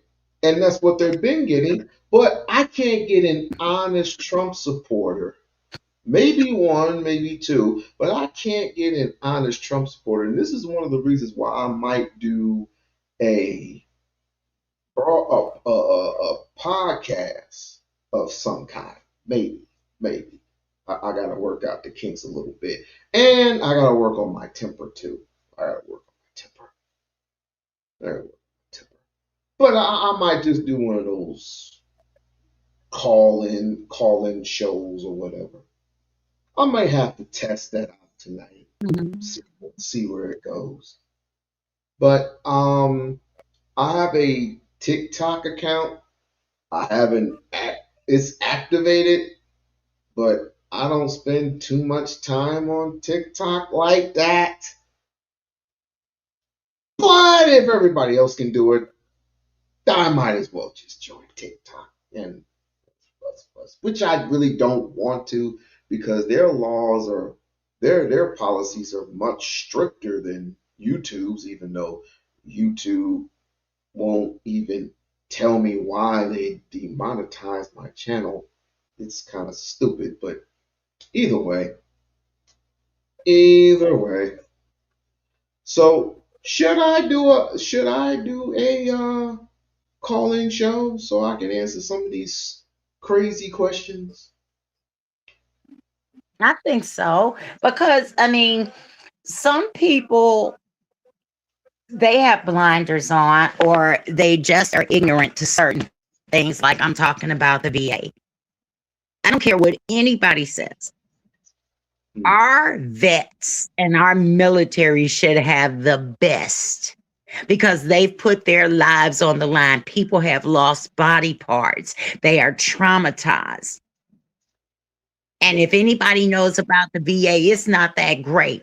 And now they're cutting doctors, they're cutting this, they're cutting that. Come on. Where's all this money going for all you people who want to sit up and shield Trump? Where's the money for all these programs and federal jobs that they're not paying salaries? Where's the money at? I see you don't have a great answer for that. Where's all this money from all these jobs? All these paychecks, all these bills. I'm I'm tired of you talking shit. I am so tired of you talking shit. Why don't you bring your black behind up here and say that to my face? But no, what she said was she said I should do it, but she said I need some guidance before I jump into it. It's like I already know that I'm not the smartest one in the drawer, and I know I'm gonna get irritated at some things. So I'm gonna need to do a little bit more research. But I don't mind doing panels. Panels are a little bit more different because see, panels I can just kick you off if I feel you're being disrespectful. You have to, and some of these people insert so much patience and so much like resolve. Is like it's like how do you do it? It's like someone poking at you. This is poking and poke, poke, poke, poke. But you know It what is you do? You know what I think you should do? You know what? what? I know how you handle it. What you What? do, you handle it the same way you would with a little baby and a child. The patience you have with them, just sit up and reverse psychology in your mind that this is a child, this is a baby, and you need to have patience. And for those who don't know what they're talking about, I didn't say I was a civilian. That's what you said. I know what I'm talking about. You apparently don't know what you're talking about. And for those who have served that are in the chat, they're telling you what's going on at the VA. I mean, if you We paid have attention a to what was VA going here. on politically, you would know this as well. You wouldn't be ignorant to those facts. It's Come not a on, secret. Barb. It's high time. It's high time you stop hiding. Come on, Barb. They're not talking that nonsense. We got a VA here, and I wouldn't be shocked if I went over to the VA, even though I have to drive like 30 minutes out. I wouldn't be shocked to hear some of these people how high of a medical bill they have. I wouldn't be shocked. I would not be Well, shocked. I know that some people have to drive at least 2 hours each way to go to the vet hospital. You have your clinics and offices for vets, and then you have hospitals like Dwight Eisenhower and different hospitals like that where you go for certain treatment, whether it's dental, physicals, MRIs, anything of those natures. And like I said, those people in the chat that are either vets or are married or no family members, they know that I know what I'm talking about and I'm accurate. And you think Trump is doing a great job, you applaud him for that, then you wonder why people don't want to enlist. I wouldn't want to enlist either. He makes fun of people in wheelchairs. What the hell? He makes fun of your own vets. But what's I'm worse? addressing these people in the chat that don't know what they're talking about. They're apparently not vets. And sitting up telling me I'm a civilian, you don't know what I am. Apparently, I know what I'm talking about. That's what's the point. But hold on. Screw the vets for right now. No disrespect. Screw the vets. But hear what I'm saying.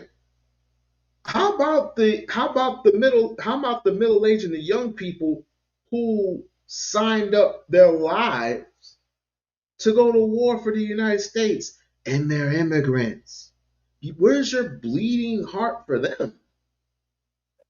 Where's your bleeding heart for the Asian person who fought and bled and died for this country voluntarily?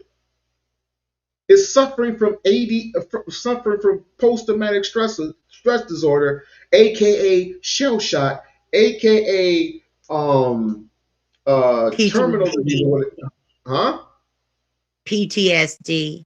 PTSD. I call it shell shock. Everybody elderly knows what shell shock means. Everybody knows. But my point is, you suffering from that and taking heavy drugs to sustain some type of calmness, and even though drugs don't do anything but hyper sensitize your I can't even let's just say body for example. Well, Hypertension, I have some pushback on that, Locke, because some drugs are helpful, whether you're vets or you're normal people. Some things people can't control, like bipolar and different mental health issues. Some of them have to do with imbalances and chemicals that your body does not produce enough of, like serotonin. And there are some medicines that give that an equilibrium. It's no different than, say, you have an underactive thyroid and you take medicine to make your thyroid work properly.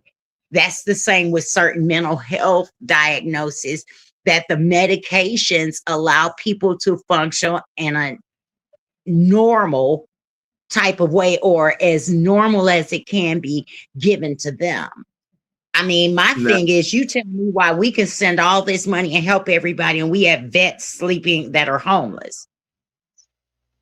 That's what I'm saying. The medical, the mental, you have to think, to go over here in these war zones, that really messes your head up. People think it's easy to keep shooting people or seeing your friends blown up or losing a leg. So therefore, when you get the mental health, depending upon the mental health diagnosis, there are some that are chemical imbalances. Therefore, all medicines are not bad. They help some people live normal lives. So that's just my pushback on that. I agree with you. I totally agree. I'm not gonna argue with you. I'm just saying it's not just drug. I mean, anybody can take any type of drug and it'll feel good. How much of it are you taking is my point. How much of the drugs itself are you taking? Well, you think, now they want that. Me and you Now they know. want vets to pay for their medication. And so, just like other people are saying, what are you going to make the choice on, rent or medicine? Rent or food? Medicine or food? Medicine or gas for transportation to work, which is going to cause a systemic problem. Things are going to get worse. It's no different than all these people who have lost jobs. The crime rate will go up because people get desperate when they have children to feed, bills to pay, and they had a secure job where they could pay their bills. Now all of a sudden they don't. And then you have Kennedy and Hesse.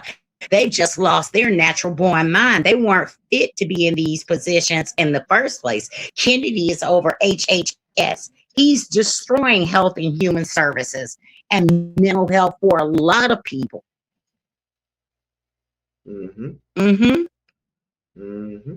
Mm-hmm. All right. Just to show like a preview for those who don't know, this is one of the things that if I were to do this, then I would have to practice certain patience. I mean, we're talking about people that you just want to put in a chokehold for real, which is illegal in the United States, but who cares? here's a here's a little preview.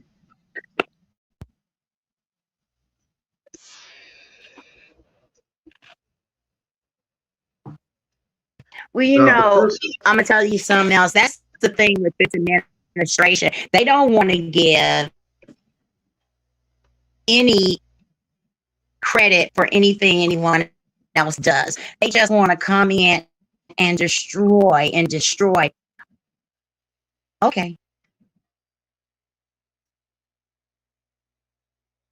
destroying the you gonna finish?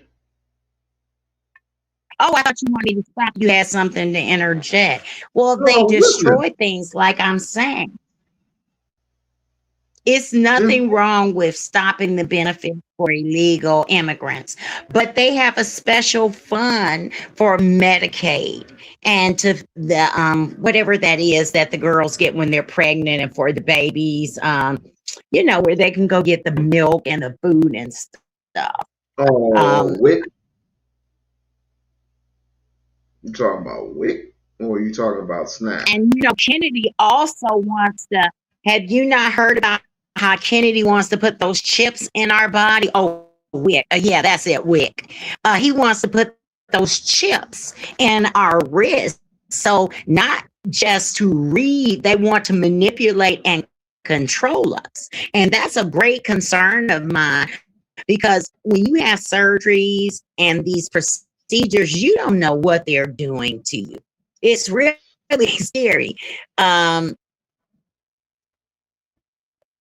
well, I know that immigrants have been getting benefits from the Department of Family and Children Services, and they should not. I don't understand how you can be illegal and you can get benefits from the government when there are people in this country that cannot get these benefits. Make it make sense. That's what I'm saying, from our children to our elderly. I mean, our elderly cannot get assistance. Many of them have to do without major meds that they need. They don't have food to eat. And yet we can give food and benefits to someone that isn't supposed to be here, and you don't have a social. How is that being done? How is that being done? That's not okay. Imagine how much money this government could save if they weren't taking care of this Mexican woman or this immigrant having a baby. Do you know how expensive that is? I was Yep. just in the hospital. That was $120,000 hospital bill. And I was only in there for several days. I mean, they're messing with Gotta Medicare, they're work. messing with Medicaid. But For people what gotta reason? work. People gotta work. People gotta go out and work. And guess what? working at home But don't these are count. people who've already worked and paid into the system. What about that? This isn't charity. These people have worked and paid into Social Security. They pay taxes.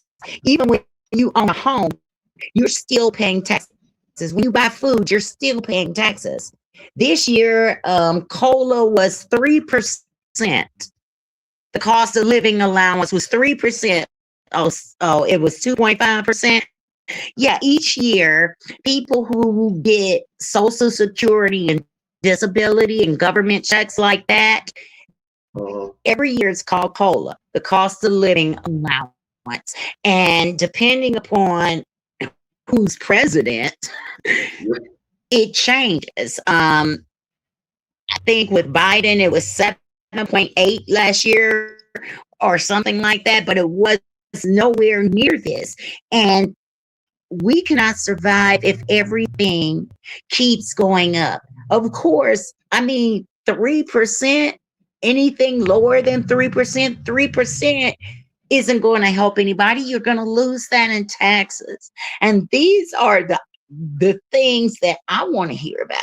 These are the questions that I have for my local congressional officers. And these are things that I contact their office and I want to know. I need an explanation Can a because you're hospital not doing your job.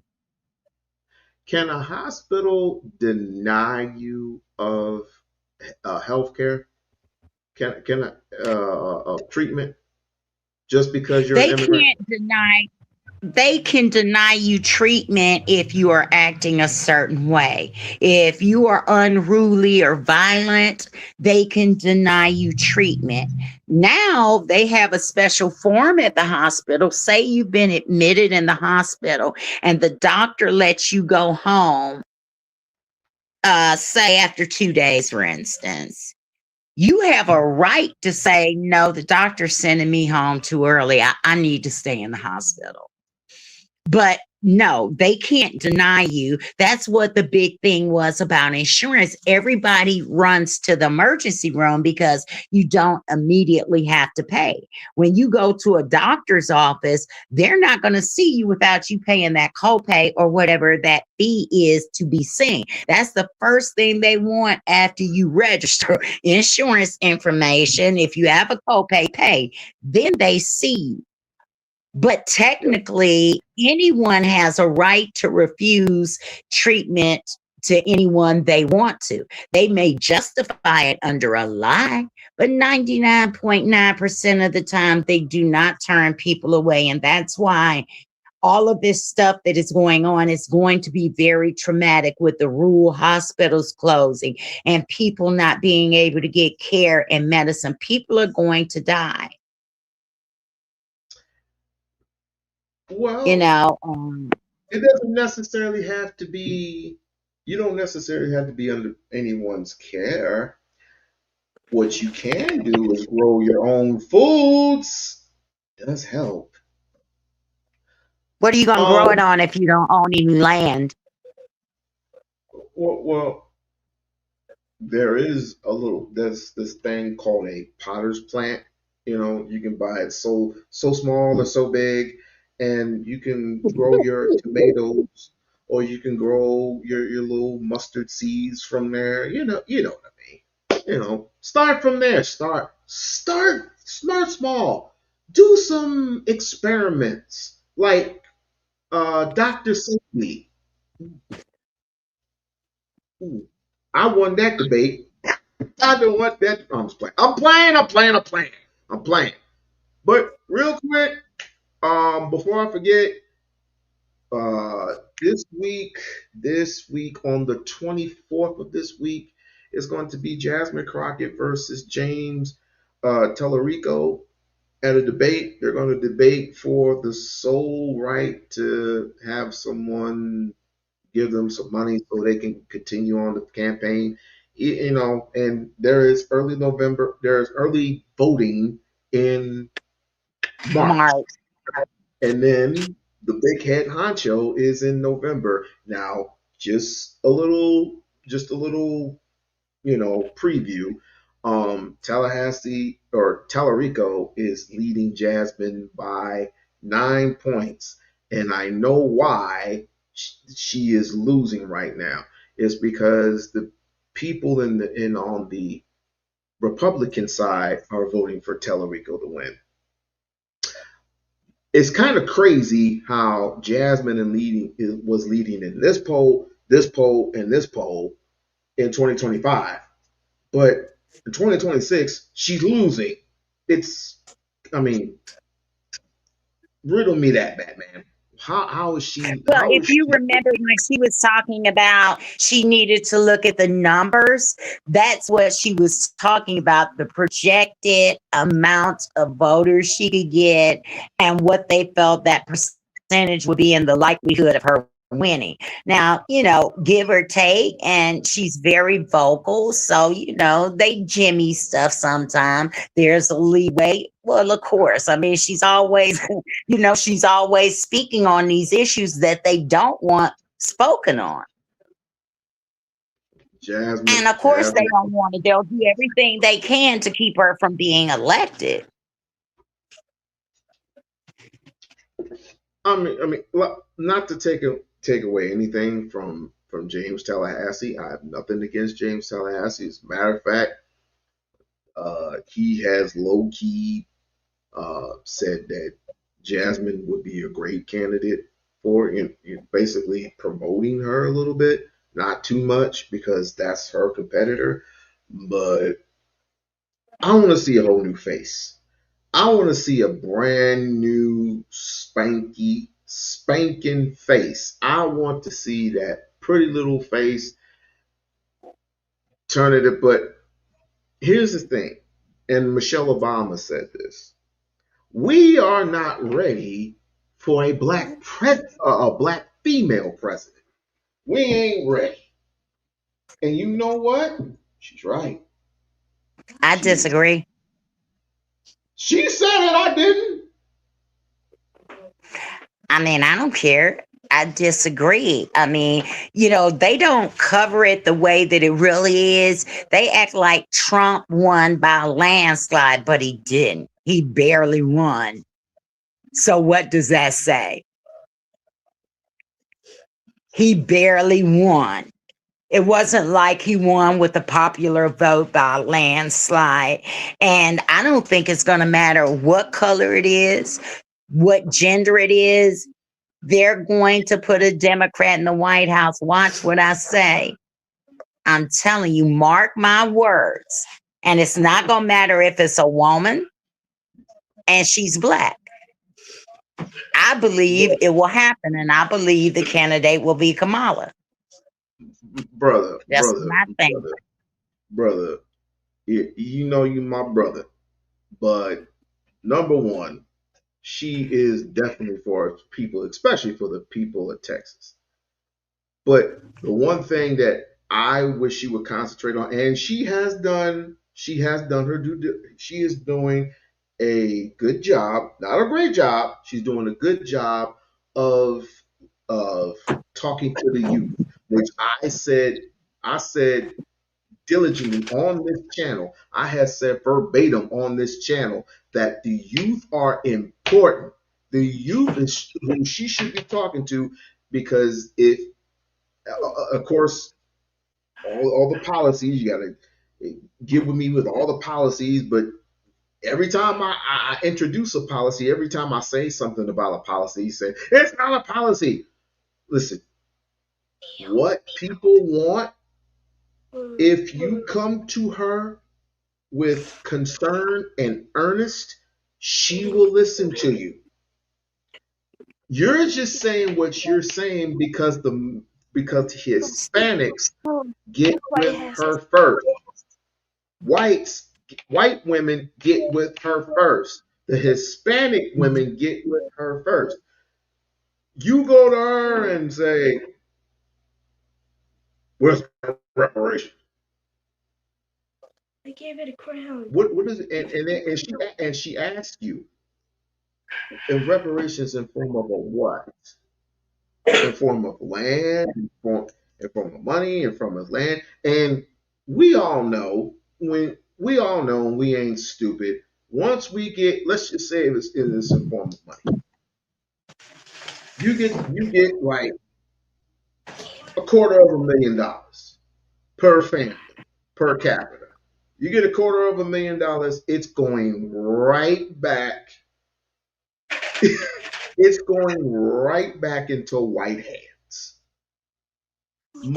First and foremost, because people often demonstrate that they don't care. They just want to check. We have been bamboozled for so long for that bullshit, for so long, for 2 decades now.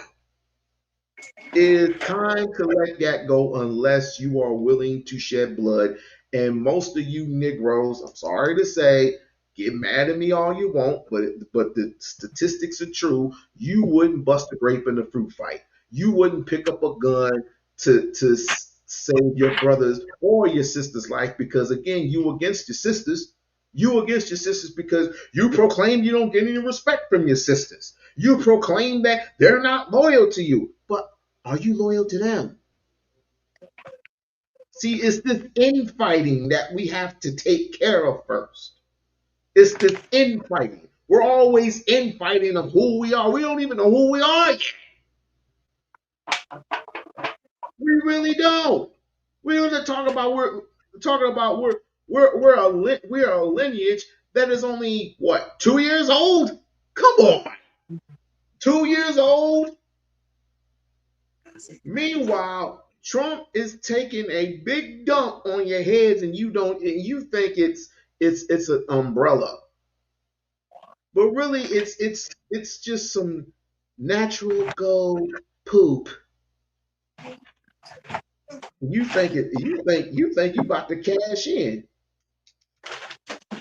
You really think you about to cash in with this guy? And didn't your fearless leader vote for Donald Trump? I'm just stating the fact. Because you said it yourself, it doesn't matter who writes you a check, as long as they write, as long as they write you a check, they write you a check. It's ridiculous. It's ridiculous. Mute up, Lisa.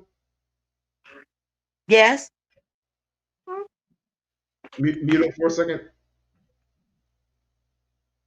I want to get into this real quick. This is one of the reasons. This is one of the reasons why I don't know. I don't know about this. I don't know about doing this online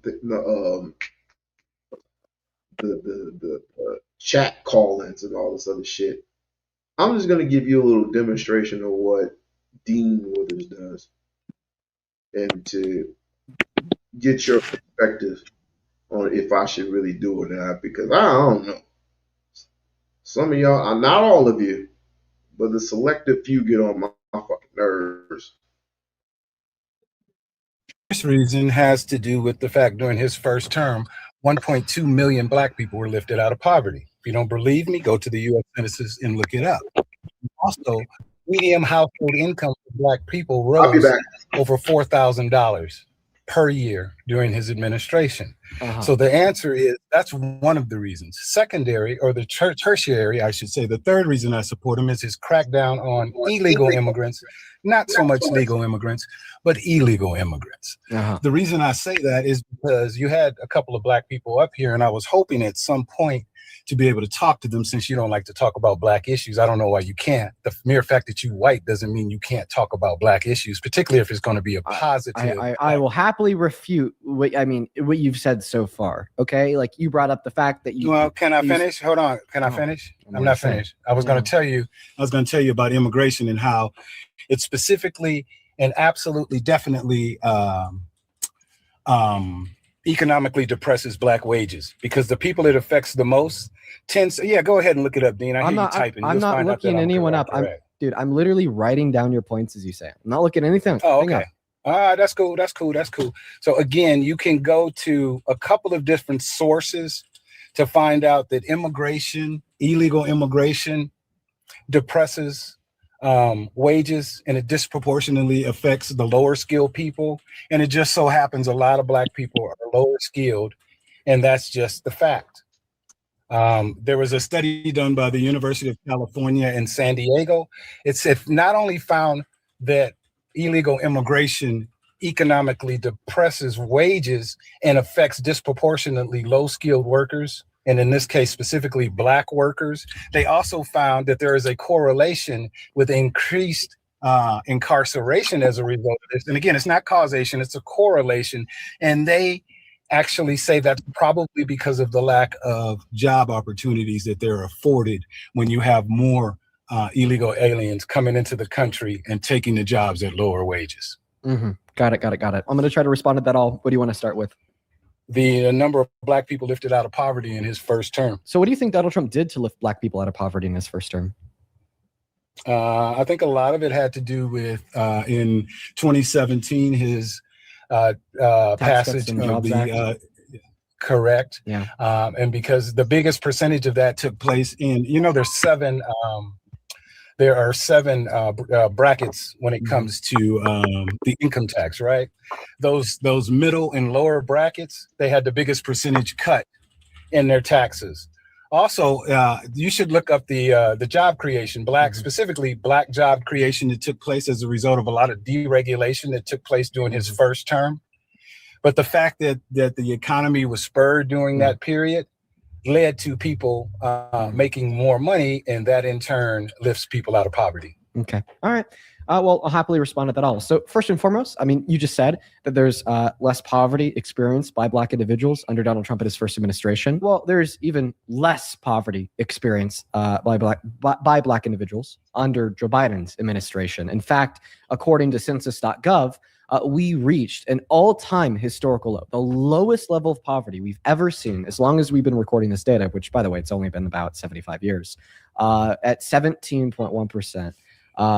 In 2023 under Joe Biden. On top of that, all right, I want to attribute any job growth, okay, for any American, including Black Americans, to be transpired by Donald Trump's Tax Cuts and Jobs Act. And the reason in which I would say this is because we have a macroeconomic analysis done on it, and which demonstrated that it only led to 0.04% GDP growth per year, which was a really bad ROI considering the fact that the bill cost $2 trillion.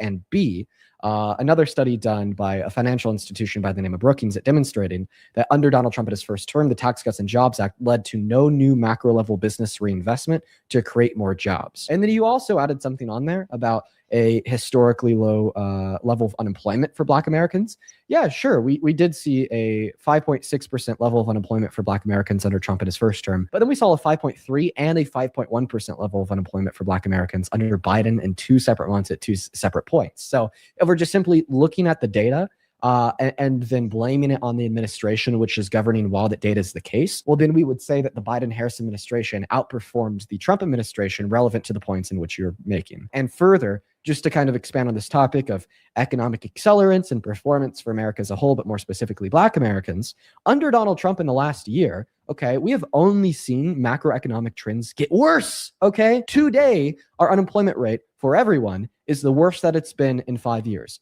Last year, 2025, we saw the worst job reports, ignoring periods during a recession, since 2003, and over 1.3 million layoffs. We also saw GDP growth slow by percent compared to 2023. We saw a massive reduction in business investment. That trend has continued, and things are just simply not looking good.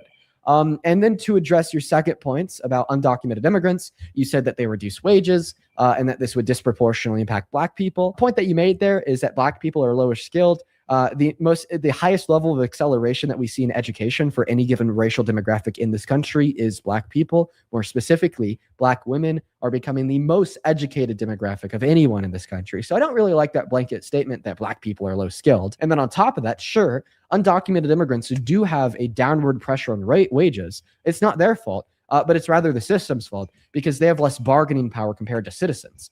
They don't have long-term survivability in the economy. Their employer can exploit the fact that they're undocumented, threaten to to report them to ICE. They also don't have access to any social safety nets on the federal level. Then they only have limited benefits in 10 of our 50 states. So if they're unemployed, they don't have like food stamps or Section 8 to rely on. They literally starve, okay, and then they die. Obviously, the way to fix this issue is to give them more bargaining power by granting them a pathway to residency or citizenship. So now all of a sudden they do have long-term survivability in the market. They're not under the threat of being deported, and they have access to social safety nets like food stamps, like Section 8, like unemployment, so on and so forth, if they don't have a job, which in turn gives them more bargaining power to hold against their employer to seek higher wages. And then one last point, I know that I'm saying a lot here because you really seem concerned with real median wages. We have seen a damn near stagnation in the growth rate of real median wages in this country since Donald Trump's inauguration for a second term, after near explosive growth under the Biden-Harris administration. Okay, so we'll start with the last point you made about real median wages, right? Real wages did not increase during Biden's 4 years. In fact, they decreased. And the reason for that is because you know what real wages are, right? Yeah, you have to take into effect. Okay, look it up, Dean, and tell me I'm wrong. Okay, look it up. I already have, Fred. So the U.S. Bureau of Economic Analysis tells you you're wrong. And my source would once again be the U.S. Bureau of Economic Analysis and the Federal Reserve Bank of St. Louis. So, I mean, if you just go on Google. No, type Dean, tell me, did real wages increase during his 4 years? Yes or no? Because you haven't answered that. Yes, by over 3%.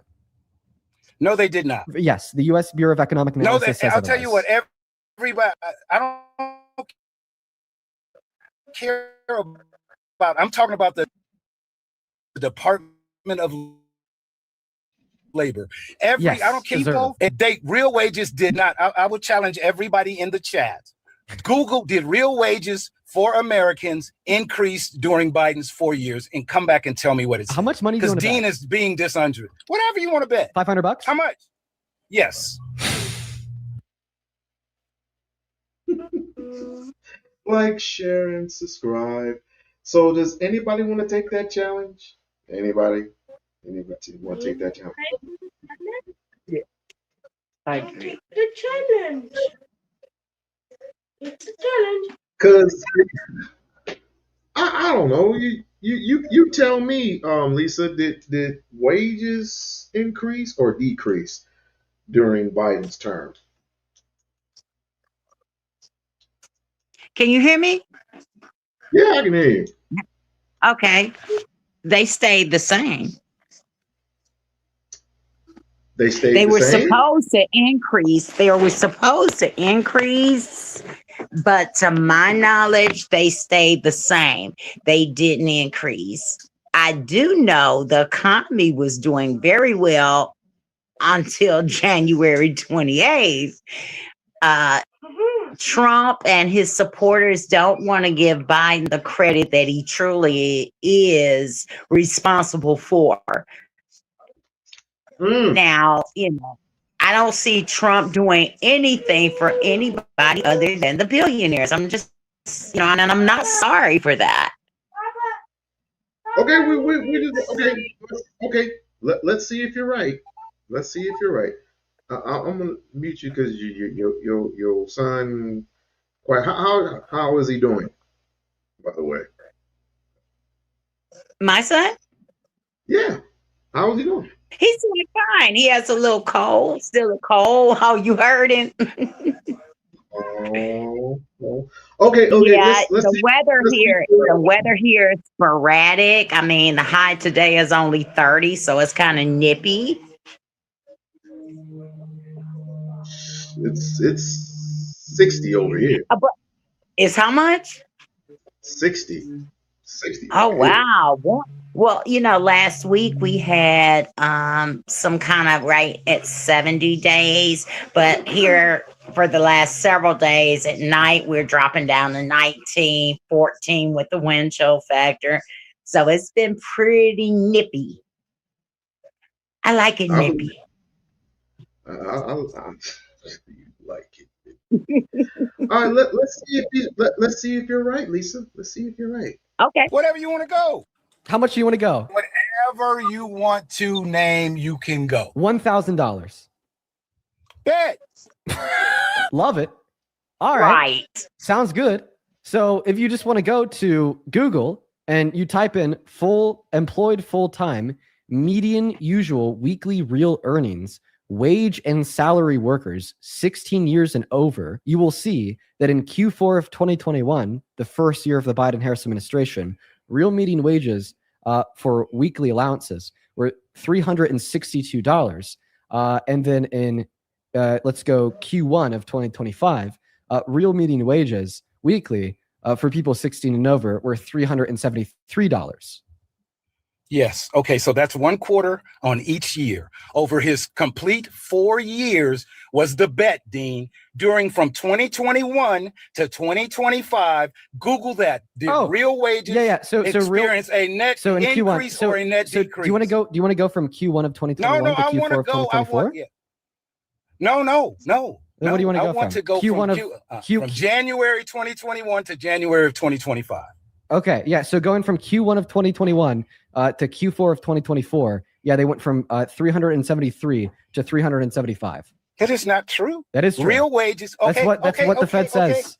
Literally, I'm right. No, the Fed that is not wrong. People just Google Q1 what I just of 20. said. Yes, everybody, Google this. Go to real median weekly earnings. Okay, in Q1 of 2021, the usual weekly earnings were $373. Okay. Meanwhile, okay, in Q4 of 2024, usual median weekly earnings were $375. That is true. Do you want me to show you? How about I just show you? By the way, I'm being real gracious by allowing you to account for Q1 and Q2 of 2021 because we saw a spike in real median earnings caused by the pandemic. The highest in history for like less than a year. The fact of the matter is real wages during Biden's 4 years did not increase. And you know the reason why? Is because of the dramatic inflation. There were months where we had 9% inflation. What month does your wage increase by 9%? Actually, our real median wages increased the most when we had 9% inflation. Fun fact, because that was around 2022. Did they That's keep when we up with experienced. inflation? Yeah, but did they keep up? Did they increase 9%? They superseded inflation by a margin. No, oh really? So real. One second. On, Dean, I'm just gonna put them on screen. So there's Q1 of 2021. I need to see the whole screen. I need to see the whole graph. Okay, I'll show you the whole graph. Then here's Q4 of 2024. Those are wages. Those aren't. Show me where it says real wages on there. Yeah, I got you. Not just wages. I got you. You owe me $1,000, dude. No, I don't. Show me where it says real wages. Because anybody in the chat, Google, did real wages increase during Biden's during his only term? Google will tell you yes. Damn, dude, No, you fell for some like Twitter propaganda, then bet $1,000 on it. Yeesh.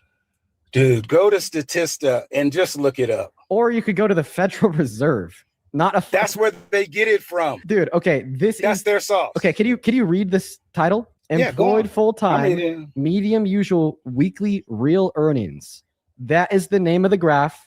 There's the totality of the graph, and there's two larger screenshots of Q1 of 2021. Put real earnings. Put real wages in.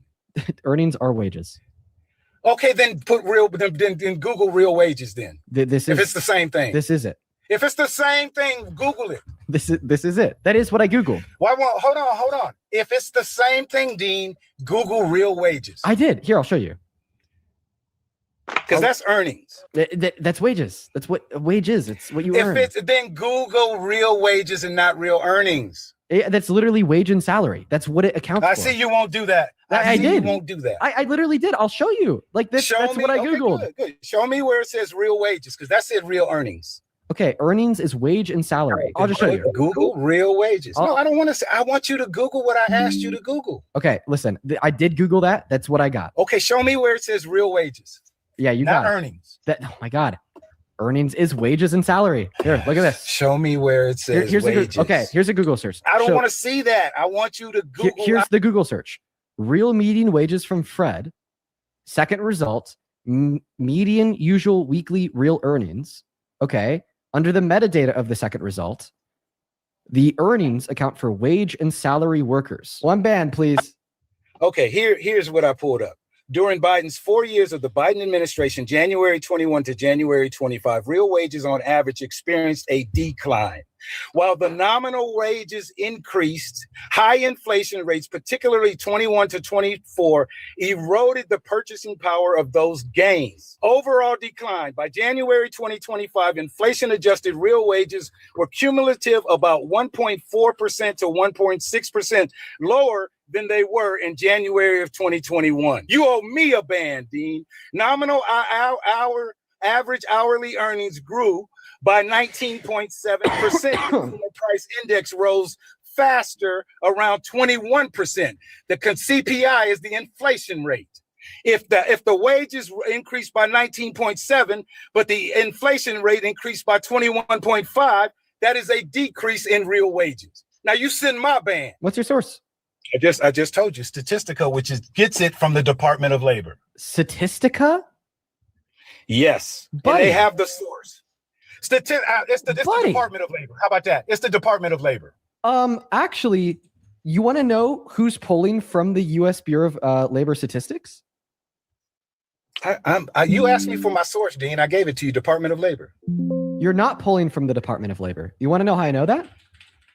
No. Tell me how you know. Because I want you see that graph on the bottom of the screen? Okay. I just took a new screenshot with a little bit more information exposed under it. Okay? We're going to look at this new information together. Can you read that? Yeah. What does it say? What does it say? It says the Department of Labor Statistics via Fred. Okay, so who do you think is more reliable to give us the data from the U.S. Bureau of Labor Statistics? The Federal Reserve Bank of St. Louis or fucking Statistica? Statistica pulled it from the Department of Labor. Okay, very, very similar to how the Federal Reserve Bank of St. Louis is pulling it from the Department of Labor. But seemingly, okay, these two things can't be true at once since we're looking at the same data, median weekly earnings, real wages, okay, and we're getting two different results. So the question that I'll ask you here is who's more reliable? Some random website that anybody could access, Statistica, or the Federal Reserve? If it's coming from the Department of Labor, which is what it is. And I noticed that, again, you haven't Googled what I asked you to Google. I literally real wages. I literally showed you. No, this is my Google search was real median wages, Fred. Second result, median usual weekly real earnings, wage and salary workers. Okay? One band. Dean, why do you keep muting me? Well, I don't know. It's fun. Yeah. Again, I want my band from you because you're wrong. What? Yes, you're wrong. Wrong.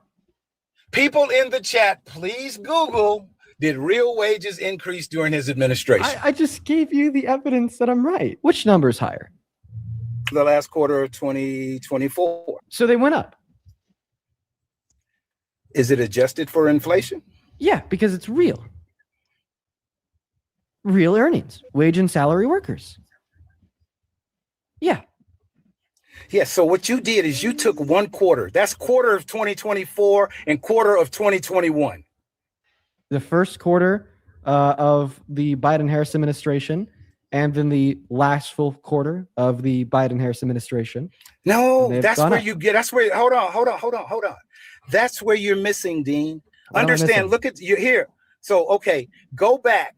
Do you see the dip from the peak where it dips and then it goes back up? You're looking at a spot. In Q1 under Trump? Yes, you're looking.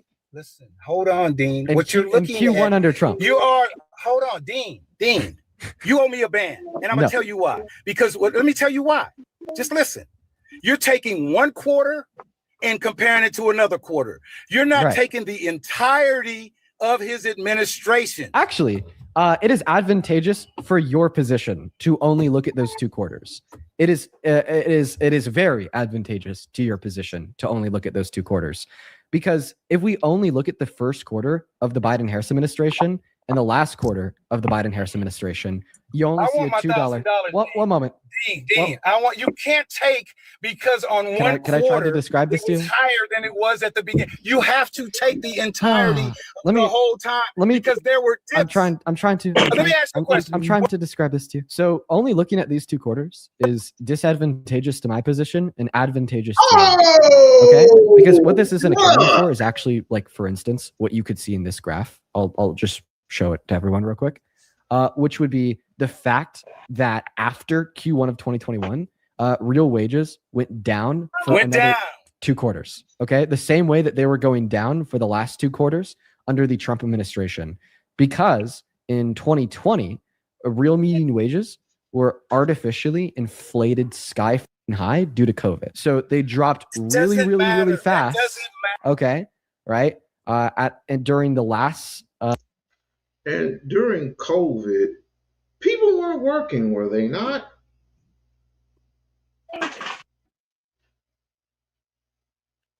I mean, No, they you got weren't.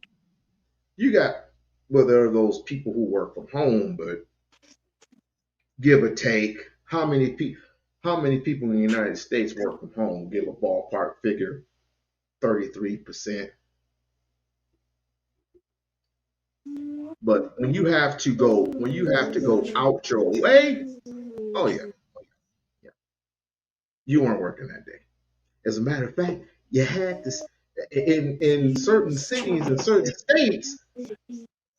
If you were caught, you had a curfew. Oh, y'all had curfews. We didn't have no curfews.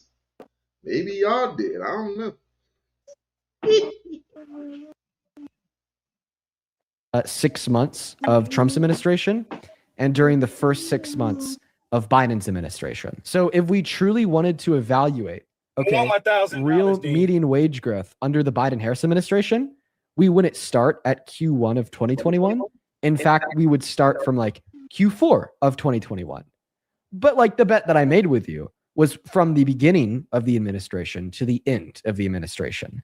And if you are going to be like hyper realistic and specific about this, right? Sure, I'll grant it. We could look at the very first quarter of Biden's administration and then the very last quarter of Biden's administration, which would be Q1 of 2021 and Q4 of 2024. And although, okay, the technical increase in real median wages is much smaller than 3%, because we're including some of that artificially inflated wage from the pandemic, there's still yet an increase of $2. So I don't know how many other ways to say this, man. If I was you, I would give it up. Like, it really sounds like this is stressing you out. If I were you, I'd make sure to give me a bit. So in the chat, who you think won that one? Dean or the caller? What's that Dean? Who said Dean? Who do you think won that one, chat?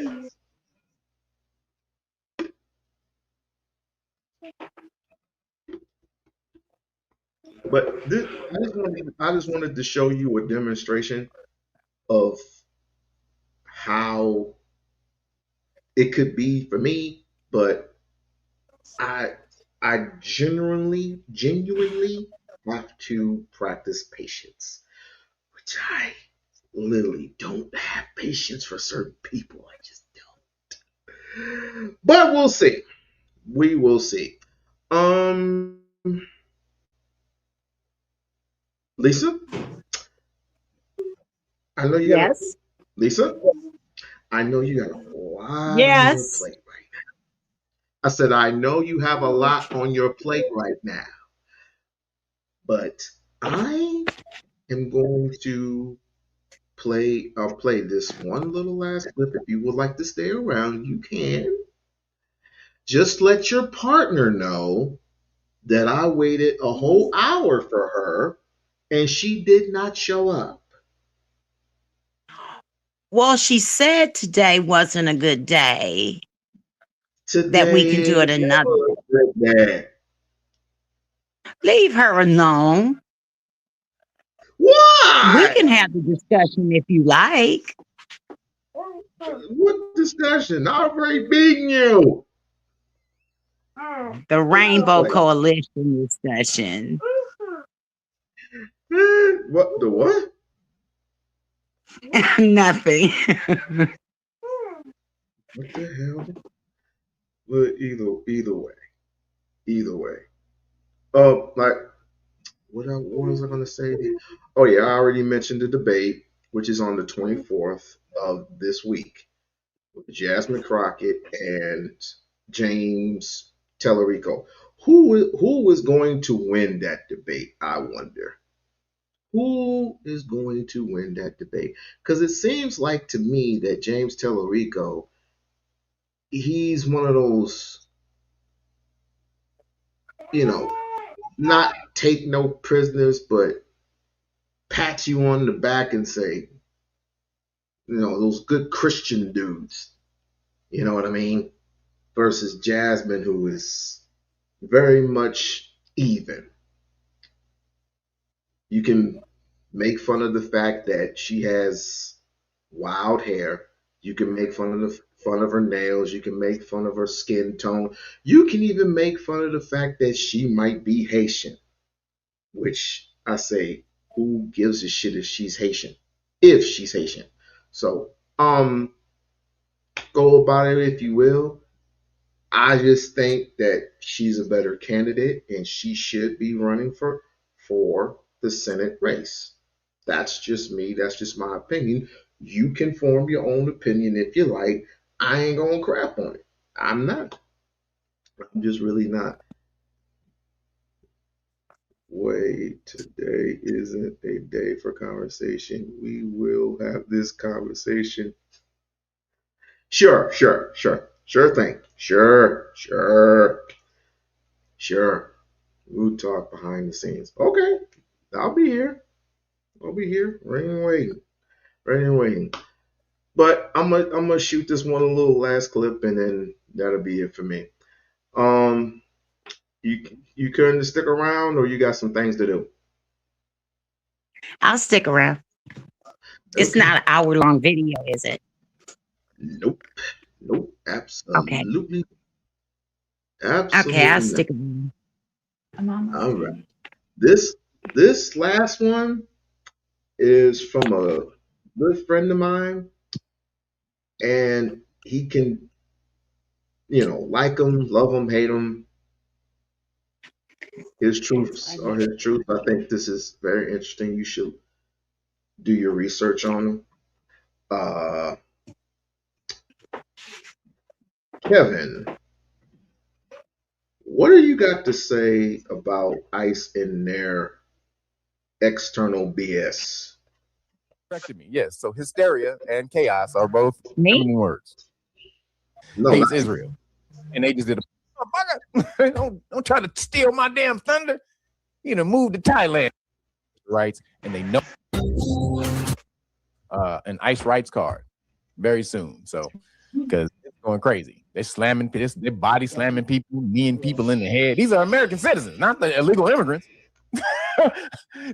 Even though that would still be bad if they were doing this to illegal immigrants, but they are kneeing American citizens in the head, like teenagers and shit. So, man,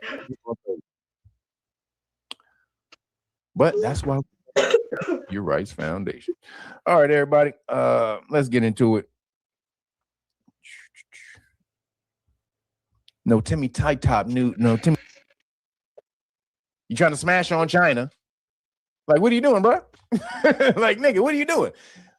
Empires in the past have fallen because they tried to grow outside of their means. They stretched too far. That's why they crumbled. Like empires like Rome and all the rest of that type of stuff. They crumbled because they were stretched. They were reaching out, stretching too far.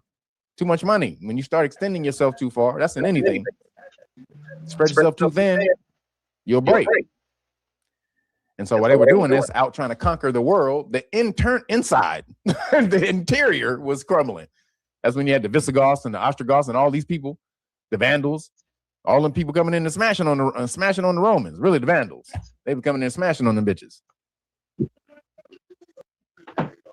In other words, when you have somebody like Donald Trump trying to conquer this country, this small little country, that small little country, this small little country, that small little country, and then you're trying to go for the big guns, that's a no-no.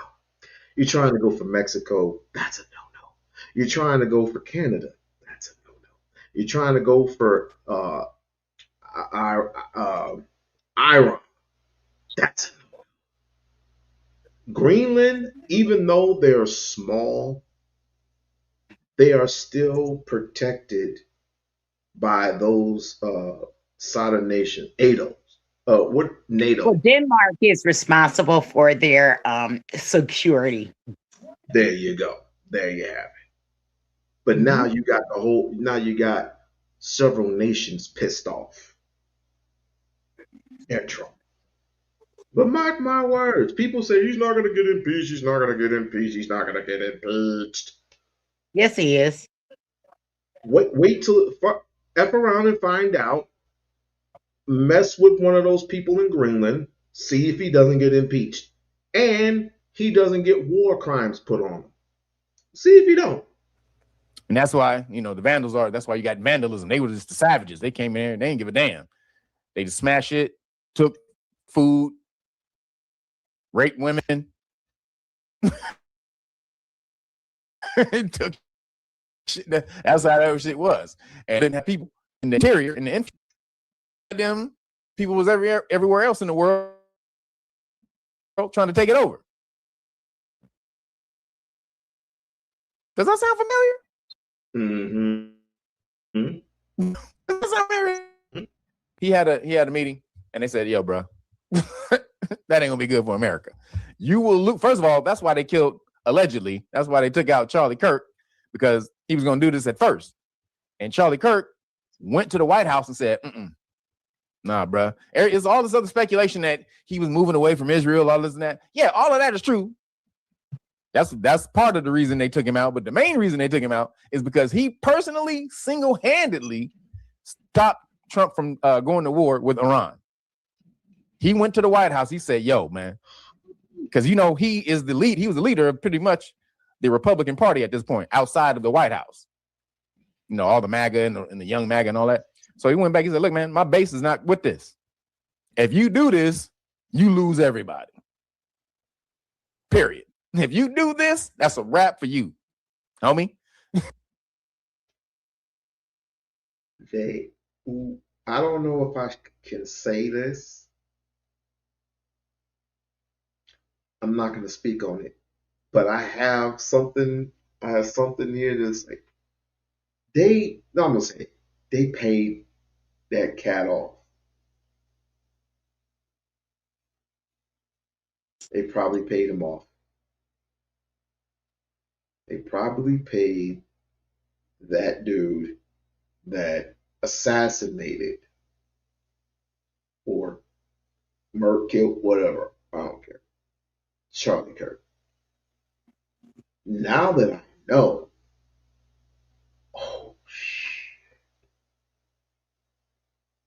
Trump is a cold bastard, man. And y'all support him. Y'all support a person who has sexual fantasies about his own daughter?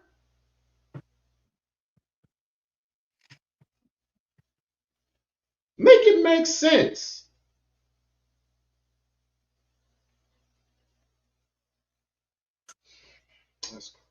And so Trump, that's why you saw Trump only drop that bomb and he went in and got out, because he was like, oh shit, he had to balance it out. Like, oh damn, I'm gonna lose these bitch ass niggas. But then fucking Netanyahu, I got Netanyahu's balls in my throat. Which one do I do? Gargle the ball or lose the people? Gargle the ball, lose the people. So he found a healthy medium. He gargled one ball and he lost some of the people. Lane Elliott, thank you for the cash app. Appreciate you. He didn't. He pulled back. He was supposed to attack Iran yesterday, and didn't do it. Excuse me. Now they're doing this because he did attack. He tried to attack another country.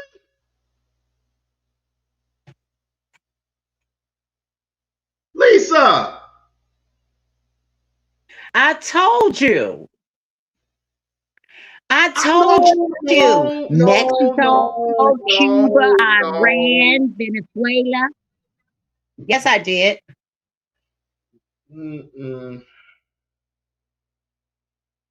He's gonna get us killed.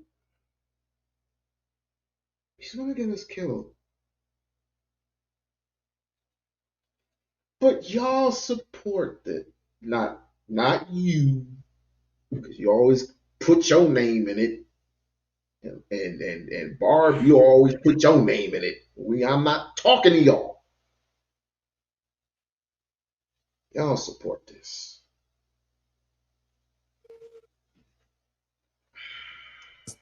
Netanyahu knows they're losing America. They're losing MAGA. Everybody under 30 hates Israel. Everybody. Everybody under 30 hates Israel. And they just did a poll on that. They know that. And I would even say from 30 to 40, most of them don't even fuck with them, really. They'll be like, Israel, but America first. So they're losing a whole lot. And so they took Charlie Kirk out because he was stopping the war with Iran.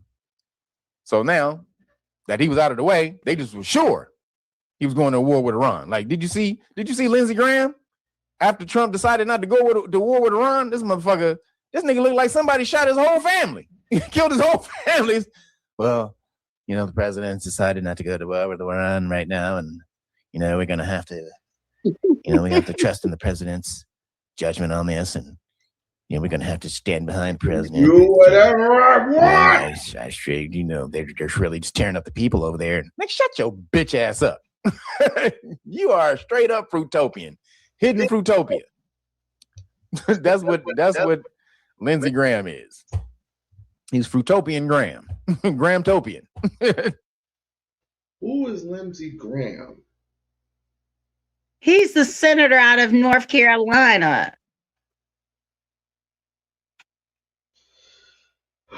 He's always speaking up for Trump. I know who Lindsey Graham is, right? No, I do not know who Lindsey Graham. I've heard of the name. Does stretch out to me, pause, but just the face. I haven't seen. Yeah, you'll recognize him when you see him. Google him now, his picture. You'll recognize him. All right. That's your new name. I know you know him by face. You know him by name. He was upset because he's getting paid he's Khazaria's main person. He's the number one person probably getting paid by Khazaria, him and Rubio. And they're the ones in his ear, in Trump's ear, telling them to do all this shit. Plus, Trump got dementia. He got signs of dementia and shit. Of course, you're going to have dementia when you 80 years old eating McDonald's and shit. Motherfucker, you're not healthy. Trying to talk that shit like you healthy. The Supreme Court Justice? Lindsey Graham, the Supreme Court Justice? No, he's not a Supreme Court Justice. He's a senator. Lindsey Graham. Like Billy Graham? No, I never seen him before. I just heard of the name. I've never seen his face before. I just keep hearing the name. But now that I know who he is, he's just a senator, and he's been one for quite some time. He's always on Fox, of course. He'll do what's her name? Meet the Nation. He'll go on there. I heard of him. He just looks like a Klansman to me. I don't know. Either way. He's a bigot, all right. We got the last two presidents we've had have both had dementia. Is that not goddamn symbolism for America? Both of them has been old as shit, dying and suffering from dementia. Is that not America in a nutshell at this point? So Trump didn't attack. And that was to the good of America. Israel's pissed. All the goddamn neocons is pissed, but Trump finally stood on business for the first goddamn time. And then also, he was supposed to send troops to Minnesota. He was going to do that. He was going to invoke the Insurrection Act and send troops to Minnesota because they've been wilding out in Minnesota, going crazy. That's why you need to get over here and learn these goddamn rights, because the people in Minnesota, they full of goddamn feminine energy. All the chaos all over the place. Chaos all over the goddamn place. Yes, chaos is feminine energy, everybody. just so we're clear, everybody. This is not being mean. Chaos, the word chaos means the cootie, the yoni. Go look up the word chaos. It means the gaping void. The yon, and it goes back to the word yon or yoni. Yoni is the cootie. The cootie coo. The divine lovely. If you hate the truth, then You would rather go for the pretty lie. And it is what it is. Cootie coo. But every man knows if you ain't in control of yourself, it's chaos. If you're not in control of yourself, man, you know. If you come across some of that divine cootie, it's called chaos. And that's not me. Go look it up. Go look up the etymology of the word chaos. It will take you all the way to the word yon or yon. And most Negroes don't know etymology. They don't.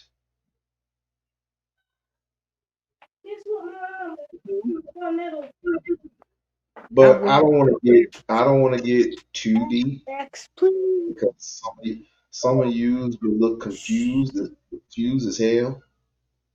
But I can give you facts today. Yoni is the gaping void. So just in case you didn't know, I did do this on wordplay though.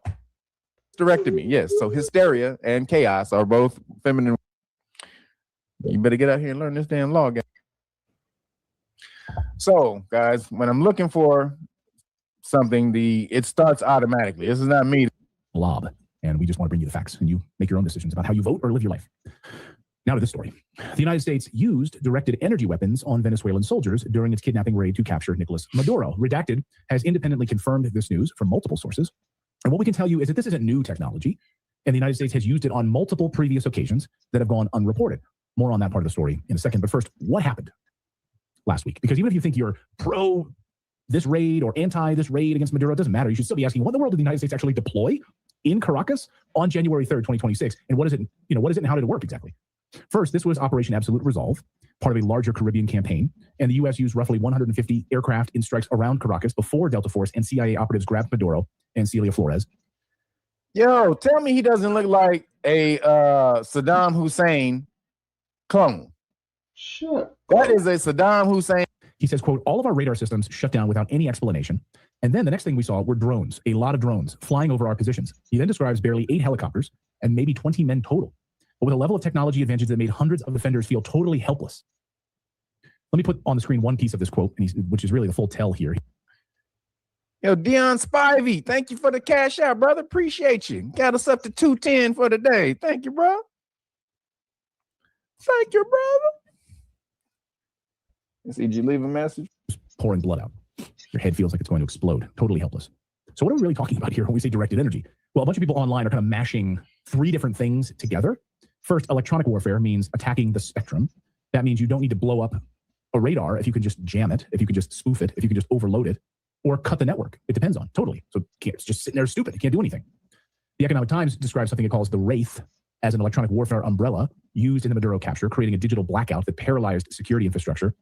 Now, important note, there's also some confusion around that name as well, because the defense company CX2 also markets a product called Wraith, and they describe it as an autonomous airborne electronic warfare platform that geolocates high-value emitters like jammers, radars, and ground control systems. Look at this. And here's their promo video for jamming part of this, for that jamming part of the story. Let's take a look at this. He's pouring blood out. So basically, it's like what they're talking about is like another version of electric impulse. Is it electric impulse? Your husband would know, Lisa. It's what is it that electricity hits the car and everything shuts off? It's not electric impulse. Impulse. I'll ask him if he comes back in before the chat is over. Somebody hit my mailbox. Who hit your mailbox? I don't know. Somebody slammed into it in a pole, and I'm just glad they didn't knock down my brick wall. EMP. EMP. It's a little mini version of the EMP, basically. Barb may know. I just said it. It's EMP. Barb may know. Electric. Oh, okay. Define MP. I said, I didn't say empathy. EMP. You doofus. Oh, electronic pulse, basically. Electronic pulse. So basically, it just hits your car and you have no electricity, or it hits your house and or it just hits anything electronically and it paralyzes it. That's all that is. So he's just demonstrating what they did in Venezuela to capture Maduro, blah blah blah, and all this other stuff. But I was just doing all that to show you basically what we may be getting into when we go, if we go to war. If we go to war. I hope we don't, because I'm explaining this to you and StreamYard and YouTube. And I'm gonna continue to um stay on this for as long as I can until something else comes up. But it's just negotiations right now, and Trump's pissed. Trump's pissed off, and he's doing his little temper tantrums because the people are saying no, and the people doing this, people doing, and even the people in his party and the Republican Party are turning their backs on him. Believe it or not. So, what are we gonna do? What are we gonna do? But I am done for today. I am not. Look, what I was going to be doing, I'm not going to be on tonight unless something important arises, which nothing important is going to arise. But it's just going to be the same old shit. But y'all going to have to you have to get the rest of your day. And Lisa, do you have any final words for us before we departure? No, just the Barb. Her room is always ready whenever she likes. I'm always cooking, so you're welcome anytime. I'll even give you the code to the alarms. Well, you saw what was for dinner. You didn't say you were coming to get a plate, but Barb's on her way. Those are my final words. Enjoyed it. I think it was a very productive stream. I do. I think we need to have more of these discussions for awareness, because a lot of people aren't aware of really what's going on. So much is going on. So yeah, it was a great stream, I think. Well, thank you for that. So, I will contact Thank you for having me. All right, no problem. No problem at all. And this is the We-On-Loc Nation Okay, I'm channel. Like, trying to share, get off. subscribe. All right. Like, share, and subscribe to the channel. Like, Bye. share, and subscribe to the channel. And don't forget to hit that like. And don't forget to subscribe to your boy, We-On-Loc Nation. Become a member. Become a member. Become a member.